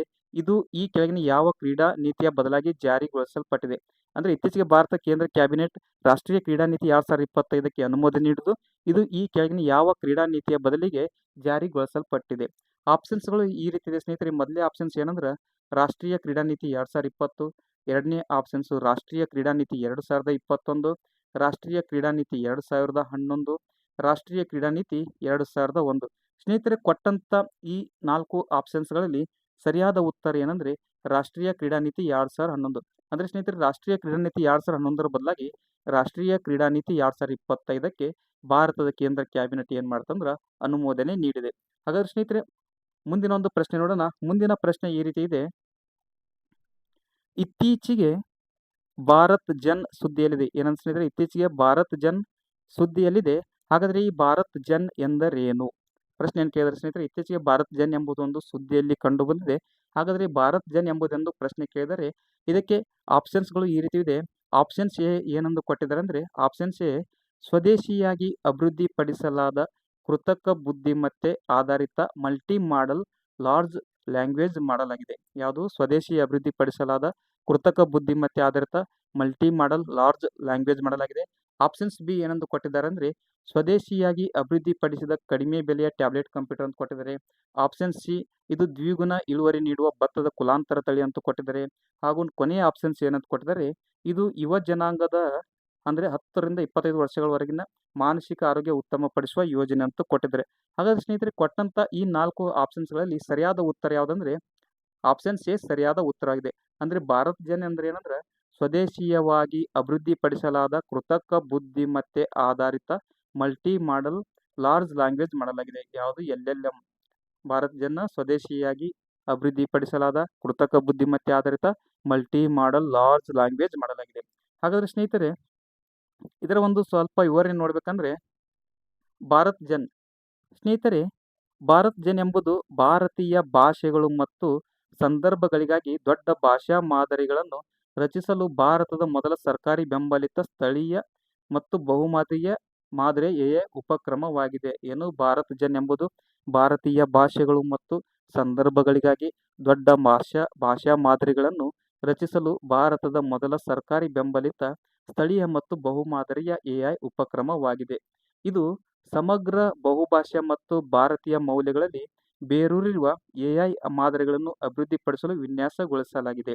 ಇದು ದೇಶದ ವೈವಿಧ್ಯಮಯ ಭಾಷಾ ಮತ್ತು ಸಾಂಸ್ಕೃತಿಕ ವರ್ಣಪಟಲಾದ್ಯಂತ AI ಅಭಿವೃದ್ಧಿಯಲ್ಲಿ ಕ್ರಾಂತಿಯನ್ನುಂಟು ಮಾಡುವ ಗುರಿಯನ್ನು ಹೊಂದಿದೆ ಮತ್ತು ಆರೋಗ್ಯ ರಕ್ಷಣೆ, ಶಿಕ್ಷಣ ಮತ್ತು ಆಡಳಿತದಂಥ ಕ್ಷೇತ್ರಗಳಿಗೆ AI ಪರಿಹಾರಗಳನ್ನು ಒದಗಿಸಲು ಈ ಯೋಜನೆಯು ಪಠ್ಯ, ಭಾಷಣ ಮತ್ತು ಚಿತ್ರ ವಿಧಾನಗಳನ್ನು ಸಂಯೋಜಿಸುತ್ತದೆ. ಯಾವುದು ಭಾರತ್ ಜನ್. ಹಾಗಾದ್ರೆ ಸ್ನೇಹಿತರೆ ಮುಂದಿನ ಒಂದು ಪ್ರಶ್ನೆ ನೋಡೋಣ. ಮುಂದಿನ ಪ್ರಶ್ನೆ ಈ ರೀತಿ ಇದೆ. ಸ್ನೇಹಿತರೆ ಪ್ರಶ್ನೆ ಏನಂದ್ರೆ ಅಂಚೆ ಇಲಾಖೆಯು ಧ್ರುವ ಎಂಬ ನೀತಿ ದಾಖಲೆಯನ್ನು ಬಿಡುಗಡೆ ಮಾಡಿದೆ. ಅಂದ್ರೆ ಇತ್ತೀಚೆಗೆ ಅಂಚೆ ಇಲಾಖೆ ಏನ್ ಮಾಡಿದೆ ಅಂದ್ರೆ ಧ್ರುವ ಎಂಬ ಒಂದು ನೀತಿ ದಾಖಲೆಯನ್ನು ಬಿಡುಗಡೆ ಮಾಡಿದೆ. ಇದರ ಅಂಶಗಳು ಯಾವುದಂತ ಕೇಳಿದರೆ ಇದರ ಅಂಶಗಳು ಏನಂತ ಸ್ನೇಹಿತರೆ ಆಪ್ಷನ್ಸ್ ಇದು ಎದಲ್ಲಿ DGP ಅಂತ ಕೊಟ್ಟಿದ್ದಾರೆ ಮತ್ತು ಬಿ ಯಲ್ಲಿ ವಿಶಿಷ್ಟ ವರ್ಚುವಲ್ ವಿಳಾಸ ಅಂತ ಕೊಟ್ಟಿದ್ದಾರೆ. 3ನೇ ಸಿ ಯಲ್ಲಿ ಆನ್ಲೈನ್ ಬ್ಯಾಂಕಿಂಗ್ ಸೇವೆಗಳು ಅಂತ ಕೊಟ್ಟಿದ್ದಾರೆ. ಡಿ ಎಲ್ಲ ಗ್ರಾಮ ಪಂಚಾಯತ್ಗಳಿಗೆ ಇಂಟರ್ನೆಟ್ ಸಂಪರ್ಕ ಮತ್ತು ಈ ಕಸ್ಟಮೈಸ್ ಮಾಡಿದ ಅಂಚೆ ಕವರ್ಗಳು ಮತ್ತು ಅಂಚೆ ಚೀಟಿಗಳು. ಸ್ನೇಹಿತರೆ ಇಲ್ಲಿ ಏನಂತ ಕೊಟ್ಟಿದ್ದಾರೆ ಅಂದ್ರೆ ಮೇಲಿನ ಎಷ್ಟು ಹೇಳಿಕೆಗಳು ಅಥವಾ ಹೇಳಿಕೆ ಸರಿಯಾಗಿದೆ ಅಥವಾ ಸರಿಯಾಗಿವೆ ಅಂತ ಕೇಳಿದರೆ ಈ ಮೇಲ್ಗಡೆ ನೀವು ಹೇಳಿಕೆ ಕೊಟ್ಟಿದ್ರಲ್ಲ ಈ ಹೇಳಿಕೆಗಳಲ್ಲಿ ಯಾವ ಹೇಳಿಕೆಗಳು ಸರಿಯಾಗಿವೆ ಎಂಬ ಪ್ರಶ್ನೆ ಕೇಳಿದರೆ ಆಪ್ಷನ್ಸ್ ಎ ಅನ್ನು ಕೊಟ್ಟಿದ್ದಾರೆ ಸ್ನೇಹಿತರೆ ಕೇವಲ ಒಂದು ಹೇಳಿಕೆ ಮಾತ್ರ ಸರಿಯಾಗಿದೆ ಅಂತ ಕೊಟ್ಟಿದ್ದಾರೆ. ಆಪ್ಷನ್ಸ್ ಬಿ ಕೇವಲ 2 ಹೇಳಿಕೆಗಳು ಮಾತ್ರ ಸರಿಯಾಗಿವೆ ಅಂತ ಕೊಟ್ಟಿದ್ದಾರೆ. ಆಪ್ಷನ್ ಸಿ ಕೇವಲ 3 ಹೇಳಿಕೆಗಳು ಮಾತ್ರ ಸರಿಯಾಗಿವೆ ಅಂತ ಕೊಟ್ಟಿದ್ದಾರೆ. ಹಾಗೂ 4ನೇ ಆಪ್ಷನ್ಸು ಮೇಲಿನ ಎಲ್ಲ ಹೇಳಿಕೆಗಳು ಸರಿಯಾಗಿವೆ ಅಂತ ಕೊಟ್ಟಿದ್ದಾರೆ.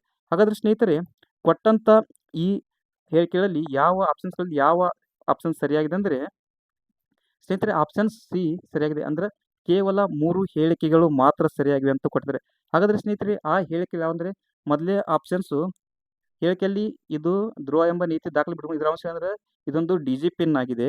ಆನಂತರ ವಿಶಿಷ್ಟ ವರ್ಚುವಲ್ ವಿಳಾಸವಾಗಿದೆ ಮತ್ತು ಎಲ್ಲ ಗ್ರಾಮ ಪಂಚಾಯತ್ಗಳಿಗೆ ಇಂಟರ್ನೆಟ್ ಸಂಪರ್ಕವನ್ನು ಒದಗಿಸುತ್ತದೆ. ಸ್ನೇಹಿತರೆ ಮೊದಲೇದಾಗಿ DGP ಇದೊಂದು ಹೇಳಿಕೆ ಸರಿಯಾಗಿದೆ. ಆನಂತರ ಎರಡನೇದು ವಿಶಿಷ್ಟ ವರ್ಚುವಲ್ ವಿಳಾಸವಾಗಿದೆ, ಇದು ಕರೆಕ್ಟ್ ಆಗಿದೆ. ಮತ್ತು ಮೂರನೇದಾಗಿ ಎಲ್ಲ ಗ್ರಾಮ ಪಂಚಾಯತ್ಗಳಿಗೆ ಇಂಟರ್ನೆಟ್ ಸಂಪರ್ಕ ಒದಗಿಸುತ್ತೆ. ಅಂದರೆ ಈ ಪ್ರಶ್ನೆಗೆ ಉತ್ತರ ಅಂದರೆ ಕೇವಲ 3 ಹೇಳಿಕೆಗಳು ಮಾತ್ರ ಸರಿಯಾಗಿದೆ. ಹಾಗಾದರೆ ಸ್ನೇಹಿತರೆ ಸಿ ಇದು ಆನ್ಲೈನ್ ಬ್ಯಾಂಕಿಂಗ್ ಸೇವೆಗಳು ತಪ್ಪಾಗಿದೆ ಮತ್ತು ಈ ಕಸ್ಟಮೈಸ್ ಮಾಡಿದ ಅಂಚೆ ಕವರ್ಗಳು ಮತ್ತು ಅಂಚೆ ಚೀಟಿಗಳು ಇದು ಕೂಡ ತಪ್ಪಾಗಿದೆ. ಸರಿಯಾದ ಯಾವುದಂದ್ರೆ DGP ಹೇಳಿಕೆ ಕರೆಕ್ಟ್ ಆಗಿದೆ, ವಿಶಿಷ್ಟ ವರ್ಚುವಲ್ ವಿಳಾಸ ಕರೆಕ್ಟ್ ಆಗಿದೆ ಮತ್ತು ಎಲ್ಲ ಗ್ರಾಮ ಪಂಚಾಯತ್ಗಳಿಗೆ ಇಂಟರ್ನೆಟ್ ಸಂಪರ್ಕ ಒದಗಿಸುವುದು ಕರೆಕ್ಟ್ ಆಗಿದೆ. ಹಾಗಾದ್ರೆ ಸ್ನೇಹಿತರೆ ಇದರ ಬಗ್ಗೆ ಒಂದು ಸ್ವಲ್ಪ ವಿವರಣೆ ನೋಡಬೇಕಂದ್ರೆ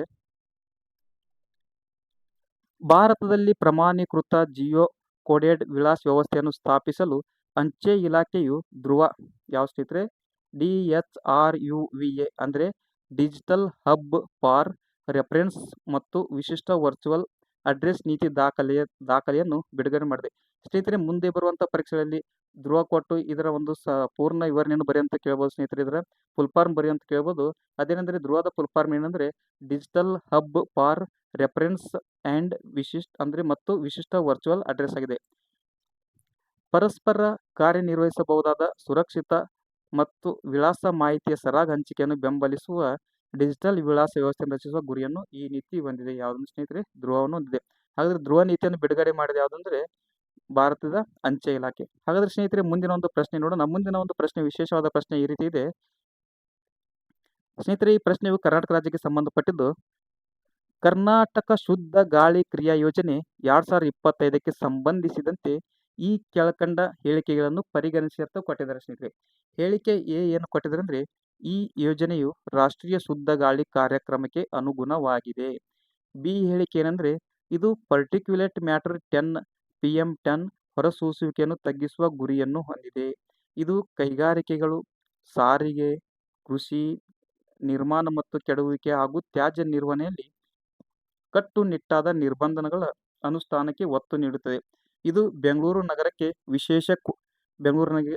ವಿಶೇಷ ಒತ್ತು ನೀಡಿದೆ. ಹಾಗಾದ್ರೆ ಸ್ನೇಹಿತರೆ ಕೊಟ್ಟಂತ ಈ 4 ಹೇಳಿಕೆಗಳಲ್ಲಿ ಸರಿಯಾದ ಉತ್ತರ ಯಾವುದಂದ್ರೆ ಬಿ. ಏನಂದ್ರೆ ಸ್ನೇಹಿತರೆ ಕೇವಲ 3 ಹೇಳಿಕೆಗಳು ಮಾತ್ರ ಸರಿಯಾಗಿವೆ. ಆ 3 ಹೇಳಿಕೆಗಳು ಯಾವುದಂದ್ರೆ ಸ್ನೇಹಿತರೆ ಎ, ಬಿ, ಸಿ ಇವು 3 ಹೇಳಿಕೆಗಳು ಸರಿಯಾಗಿದೆ ಸ್ನೇಹಿತರೆ. ಡಿ ಏನು ಹೇಳಿಕೆ ಅಲ್ಲ, ಇದು ತಪ್ಪಾಗಿದೆ. ಅಂದ್ರೆ ಕರ್ನಾಟಕ ಶುದ್ಧ ಗಾಳಿ ಕ್ರಿಯಾ ಯೋಜನೆಗೆ ಸಂಬಂಧಿಸಿದ ಯಾವ ಹೇಳಿಕೆ ಸರಿಯಾಗಿದೆ ಅಂದ್ರೆ, ಈ ಯೋಜನೆಯು ರಾಷ್ಟ್ರೀಯ ಶುದ್ಧ ಗಾಳಿ ಕಾರ್ಯಕ್ರಮಕ್ಕೆ ಅನುಗುಣವಾಗಿದೆ. ಇದು ಪರ್ಟಿಕ್ಯುಲೇಟ್ ಮ್ಯಾಟರ್ 10 ಹೊರಸೂಸುವಿಕೆಯನ್ನು ತಗ್ಗಿಸುವ ಗುರಿಯನ್ನು ಹೊಂದಿದೆ ಮತ್ತು ಇದು ಕೈಗಾರಿಕೆಗಳು, ಸಾರಿಗೆ, ಕೃಷಿ, ನಿರ್ಮಾಣ ಮತ್ತು ಕೆಡವುವಿಕೆ ಹಾಗೂ ತ್ಯಾಜ್ಯ ನಿರ್ವಹಣೆಯಲ್ಲಿ ಕಟ್ಟುನಿಟ್ಟಾದ ನಿರ್ಬಂಧಗಳ ಅನುಷ್ಠಾನಕ್ಕೆ ಒತ್ತು ನೀಡುತ್ತೆ. ಹಾಗಾದ್ರೆ ಸ್ನೇಹಿತರೆ ಈ 4 ಆಪ್ಷನ್ಸ್ಗಳು ಏನಂದ್ರ ಬಿ ಆಪ್ಷನ್ಸ್ ಅಂದ್ರೆ ಕೇವಲ 3 ಮಾತ್ರ ಹೇಳಿಕೆಗಳು ಸರಿಯಾಗಿವೆ. ಸ್ನೇಹಿತರೆ ಕರ್ನಾಟಕ ಶುದ್ಧ ಗಾಳಿ ಕ್ರಿಯಾ ಯೋಜನೆ 2025 ರಾಷ್ಟ್ರೀಯ ಶುದ್ಧ ಗಾಳಿ ಕಾರ್ಯಕ್ರಮದೊಂದಿಗೆ ಹೊಂದಿಕೆಯಾಗಿದ್ದು PM10 ಹೊರಸೂಸುವಿಕೆಯನ್ನು ಕಡಿಮೆ ಮಾಡುವ ಗುರಿಯನ್ನು ಹೊಂದಿದೆ. ಇದು ಕೈಗಾರಿಕೆಗಳು, ಸಾರಿಗೆ, ಕೃಷಿ ನಿರ್ಮಾಣ, ಉರುಳಿಸುವಿಕೆ ಮತ್ತು ತ್ಯಾಜ್ಯ ನಿರ್ವಹಣೆಯ ಮೇಲೆ ಕಟ್ಟುನಿಟ್ಟಿನ ನಿರ್ಬಂಧಗಳನ್ನು ಒತ್ತಿ ಹೇಳುತ್ತದೆ. ಆದಾಗ್ಯೂ ಕೂಡ ಇದು ರಾಜ್ಯವ್ಯಾಪಿ ಯೋಜನೆಯಾಗಿರುವುದರಿಂದ ಬೆಂಗಳೂರು ನಗರಕ್ಕೆ ಮಾತ್ರ ವಿಶೇಷ ಒತ್ತು ನೀಡುವುದಿಲ್ಲ. ಅಂದರೆ ಇದೊಂದು ರಾಜ್ಯವ್ಯಾಪಿಯಾಗಿರೋದ್ರಿಂದ ಬೆಂಗಳೂರು ನಗರಕ್ಕೆ ಮಾತ್ರ ಇದು ವಿಶೇಷ ಒತ್ತು ನೀಡುವುದಿಲ್ಲ. ಆದ್ದರಿಂದ ಹೇಳಿಕೆಗಳು ಎ, ಬಿ ಮತ್ತು ಸಿ ಸರಿಯಾಗಿವೆ. ಆದರೆ ಹೇಳಿಕೆ ಡಿ ತಪ್ಪಾಗಿದೆ. ಇದರರ್ಥ ಕೇವಲ 3 ಹೇಳಿಕೆಗಳು ಮಾತ್ರ ಸರಿಯಾಗಿವೆ ಎಂದರ್ಥ. ಹಾಗಾದ್ರೆ ಸ್ನೇಹಿತರೆ ಮುಂದಿನ ಒಂದು ವಿಶೇಷ ಪ್ರಶ್ನೆಗೆ ಹೋಗೋಣ. ಆ ಪ್ರಶ್ನೆ ಈ ರೀತಿ ಇದೆ ಸ್ನೇಹಿತರೆ. ಪ್ರಶ್ನೆ ಏನಂದ್ರೆ ಸ್ನೇಹಿತರೆ, ರಿಸರ್ವ್ ಬ್ಯಾಂಕ್ ಆಫ್ ಇಂಡಿಯಾ ಇತ್ತೀಚೆಗೆ ಪಾವತಿ ನಿಯಂತ್ರಣ ಮಂಡಳಿಯನ್ನು ಸ್ಥಾಪಿಸಿದೆ. ಅಂದ್ರೆ RBI ಇತ್ತೀಚೆಗೆ ಪಾವತಿ ನಿಯಂತ್ರಣ ಮಂಡಳಿ PRB ಸ್ಥಾಪಿಸಿದೆ. ಇದಕ್ಕೆ ಸಂಬಂಧಿಸಿದಂತೆ ಈ ಕೆಳಕಂಡ ಹೇಳಿಕೆಗಳನ್ನು ಪರಿಗಣಿಸಿ ಅಂತ ಕೊಟ್ಟಿದ್ದಾರೆ ಸ್ನೇಹಿತರೆ. ಹೇಳಿಕೆಗಳು ಹೀಗಿದೆ. ಪಾವತಿ ನಿಯಂತ್ರಣ ಮಂಡಳಿಯು ಪ್ರಸ್ತುತ ಇರುವ ಪಾವತಿ ಮತ್ತು ಇತ್ಯರ್ಥ ವ್ಯವಸ್ಥೆಯ ನಿಯಂತ್ರಣ ಮತ್ತು ಮೇಲುಸ್ತುವಾರಿ ಮಂಡಳಿಗೆ ಬದಲಾಗಿ ಕಾರ್ಯನಿರ್ವಹಿಸುತ್ತದೆ.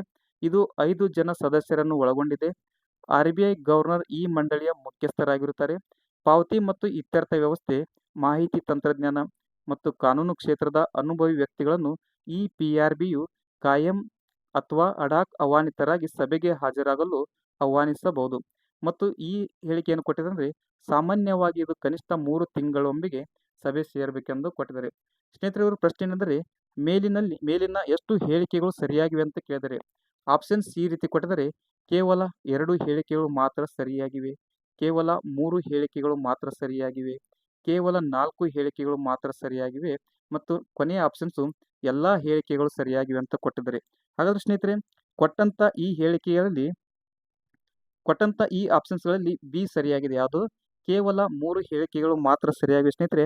ಆ ಹೇಳಿಕೆಗಳೆಂದರೆ ಎ ಸರಿಯಾಗಿದೆ, ಸಿ ಸರಿಯಾಗಿದೆ ಮತ್ತು ಡಿ ಸರಿಯಾಗಿದೆ. ಹಾಗಾದ್ರೆ ಸ್ನೇಹಿತರೆ ಎ ಈ ಹೇಳಿಕೆ ಸರಿಯಾಗಿದೆ ಮತ್ತು ಇದು ಬಿ ಕೂಡ ಸರಿಯಾಗಿದೆ ಮತ್ತು ಡಿ ಕಡೆ ಸರಿಯಾಗಿದೆ ಮತ್ತು ಇದು ಬಿ ತಪ್ಪಾಗಿದೆ. ಯಾಕಂದ್ರೆ ಸ್ನೇಹಿತರೆ ಯಾವ್ದಿದ್ದು PRBದು 5 ಜನ ಸದಸ್ಯರನ್ನು ಒಳಗೊಂಡಿದೆ, ಇದು ತಪ್ಪಾಗಿದೆ. ಇದು 6 ಜನ ಸದಸ್ಯರನ್ನು ಒಳಗೊಂಡಿರುತ್ತದೆ. ಓಕೆ ಸ್ನೇಹಿತರೆ, ಇದು ಕೊಟ್ಟಂತ ಹೇಳಿಕೆಗಳಲ್ಲಿ ಯಾವುದಂದ್ರೆ ಬಿ ಕರೆಕ್ಟ್ ಇದೆ. ಕೇವಲ 3 ಹೇಳಿಕೆಗಳು ಮಾತ್ರ ಸರಿಯಾಗಿವೆ. ಆ 3 ಹೇಳಿಕೆಗಳು ಯಾವುದಂದ್ರೆ ಎ, ಸಿ ಮತ್ತು ಡಿ ಮತ್ತು ಬಿ ಮತ್ತು ಈ ತಪ್ಪು ಹೇಳಿಕೆಗಳಾಗಿವೆ. ಸ್ನೇಹಿತರೆ ಮುಂದಿನ ಒಂದು ಪ್ರಶ್ನೆ ನೋಡೋಣ. ಮುಂದಿನ ಪ್ರಶ್ನೆ ಈ ರೀತಿ ಇದೆ. ಭಾರತೀಯ ನೌಕಾಪಡೆಯು ಇತ್ತೀಚೆಗೆ INSV ಭಾರತೀಯ ನೌಕಾಪಡೆಯು ಇತ್ತೀಚೆಗೆ INSV ಕೌಂಡಿನ್ಯವನ್ನು ಸೇರ್ಪಡೆಗೊಳಿಸಿದೆ. ಇದಕ್ಕೆ ಸಂಬಂಧಿಸಿದಂತೆ ಈ ಕೆಳಕಂಡ ಹೇಳಿಕೆಗಳನ್ನು ಪರಿಗಣಿಸಿ. INS ಕೌಂಡಿನ್ಯಕ್ಕೆ ಸಂಬಂಧಿಸಿದಂತೆ ಈ ಕೆಳಗಿನ ಹೇಳಿಕೆಗಳನ್ನು ಪರಿಗಣಿಸಿ. ಸ್ನೇಹಿತರೆ ಹೇಳಿಕೆ ಈ ರೀತಿ ಇದೆ. ಒಂದನೇ ಹೇಳಿಕೆ ಈ ರೀತಿ ಇದೆ. ಇದು ಹೊಲಿಗೆ ತಂತ್ರಜ್ಞಾನ ಬಳಸಿ ನಿರ್ಮಿಸಿರುವ ಹಡಗು ಅಂತ ಕೊಟ್ಟಿದ್ದಾರೆ.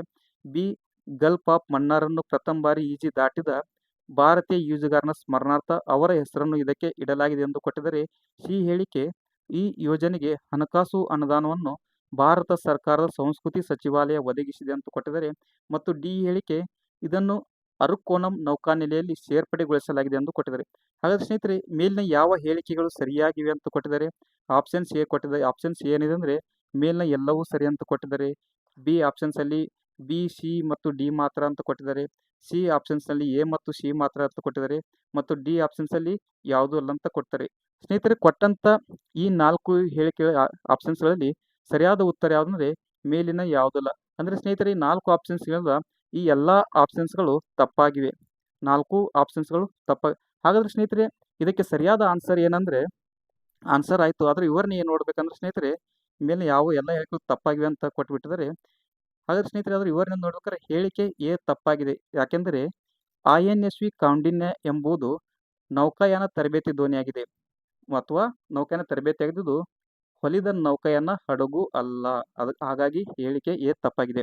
ಮತ್ತು ಹೇಳಿಕೆ ಬಿ ಕೂಡ ತಪ್ಪಾಗಿತ್ತು. ಏಕೆಂದರೆ ಈ ಹಡಗಿಗೆ ಭಾರತೀಯ ಈಜುಗಾರನಲ್ಲ, ಭಾರತೀಯ ಪುರಾಣಗಳಲ್ಲಿ ಬರುವ ಕೌಂಡಿನ್ಯ ಋಷಿಯ ಹೆಸರನ್ನು ಇಡಲಾಗಿತ್ತು. ಆದ್ದರಿಂದ ಹೇಳಿಕೆ ಬಿ ಕೂಡ ತಪ್ಪಾಗಿತ್ತು. ಅದೇ ರೀತಿ ಸಿ ಹೇಳಿಕೆ ಕೊಟ್ಟಿದ್ರು, ಅದು ಕೂಡ ತಪ್ಪಾಗಿತ್ತು. ಯಾಕೆ ತಪ್ಪಾಗಿತ್ತು ಅಂದರೆ ಯೋಜನೆಗೆ ಹಣವನ್ನು ಭಾರತೀಯ ನೌಕಾಪಡೆಗೆ ಒದಗಿಸಿದೆ ಸಂಸ್ಕೃತಿ ಸಚಿವಾಲಯ ಅಲ್ಲ. ಅಂದರೆ ಸಂಸ್ಕೃತಿ ಸಚಿವಾಲಯ ಹಣವನ್ನು ಒದಗಿಸಿದಂತ ಕೊಟ್ಟಿದ್ರು, ಅದು ತಪ್ಪಾಗಿದೆ. ಈ ಯೋಜನೆಗೆ ಹಣವನ್ನು ಭಾರತೀಯ ನೌಕಾಪಡೆ ಒದಗಿಸಿತ್ತು. ಮತ್ತು ಹೇಳಿಕೆ ಡಿ ಕೂಡ ತಪ್ಪಾಗಿ ಕೊಟ್ಟಿದ್ದರು. ಯಾಕೆಂದರೆ INS ಕಾಂಡಿನ್ಯ ಅವರನ್ನು ಅರಕ್ಕೋಣಂ ನೌಕಾನೆಲೆಯಲ್ಲ ಮುಂಬೈನ ಭಾರತೀಯ ನೌಕಾ ಹಡಗು ಕುಂಜಾಲಿಯಲ್ಲಿ ಸೇರಿಸಲಾಯಿತು. INS ಕಾಂಡಿನ್ಯ ಏನು ಮಾಡಲಾಯಿತು? ಅರಕ್ಕೋಣಂ ನೌಕಾನೆಲೆಯಲ್ಲಿ ಸೇರಿಸಿದಂತ ಕೊಟ್ಟಿದ್ದಾರೆ. ಅದು ತಪ್ಪಾಗಿದ್ದು ಅದನ್ನ ಎಲ್ಲಂದ್ರೆ ಮುಂಬೈನ ಭಾರತೀಯ ನೌಕಾ ಹಡಗು ಕುಂಜಾಲಿಯಲ್ಲಿ ಸೇರಿಸಲಾಯಿತು. ಓಕೆ ಸ್ನೇಹಿತರೆ, ಇದಿಷ್ಟು ಒಂದು ವಿವರಣೆಯಾಗಿದ್ದು ಮುಂದಿನ ಒಂದು ಪ್ರಶ್ನೆ ನೋಡೋಣ ಸ್ನೇಹಿತರೆ. ಮುಂದಿನ ಪ್ರಶ್ನೆ ಈ ರೀತಿ ಇದೆ.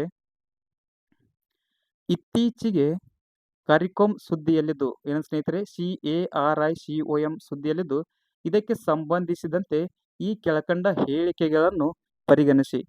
ಸ್ನೇಹಿತರೆ ಹೇಳಿಕೆಗಳು ಈ ರೀತಿ ಇದೆ. CARICOM ಎಂದರೆ Caribbean community and common market ಅಂತ ಕೊಟ್ಟಿದ್ದಾರೆ.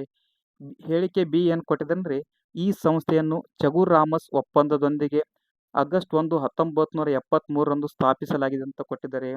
ಆಪ್ಷನ್ ಸಿ ಅಲ್ಲ, ಹೇಳಿಕೆ ಸಿ ಏನು ಕೊಟ್ಟಿದ್ದಾರೆ ಅಂದರೆ CARICOM 15 ಸದಸ್ಯ ರಾಷ್ಟ್ರಗಳು ಹಾಗೂ 6 ಸಹ ಸದಸ್ಯ ರಾಷ್ಟ್ರಗಳನ್ನು ಹೊಂದಿದೆ ಅಂತ ಕೊಟ್ಟಿದ್ದಾರೆ. ಡಿ ಹೇಳಿಕೆ ಇತ್ತೀಚೆಗೆ 2ನೇ ಇಂಡಿಯಾ CARICOM ಶೃಂಗಸಭೆಯು ಗಯಾನದಲ್ಲಿ ಆಯೋಜಿಸಲಾಗಿತ್ತು ಅಂತ ಕೊಟ್ಟಿದ್ದಾರೆ. ಸ್ನೇಹಿತರೆ ಮೇಲಿನ ಯಾವ ಹೇಳಿಕೆ ಅಥವಾ ಹೇಳಿಕೆಗಳು ಸರಿಯಾಗಿದೆ ಅಥವಾ ಸರಿಯಾಗಿವೆ ಅಂತ ಕೊಟ್ಟಿದ್ದಾರೆ? ಆಪ್ಷನ್ಸ್ ಎ ಏನು ಕೊಟ್ಟಿದ್ದಾರೆ ಅಂದರೆ ಮೇಲಿನ ಎಲ್ಲ ಹೇಳಿಕೆಗಳು ಸರಿಯಾಗಿವೆ ಅಂತ ಕೊಟ್ಟಿದ್ದಾರೆ.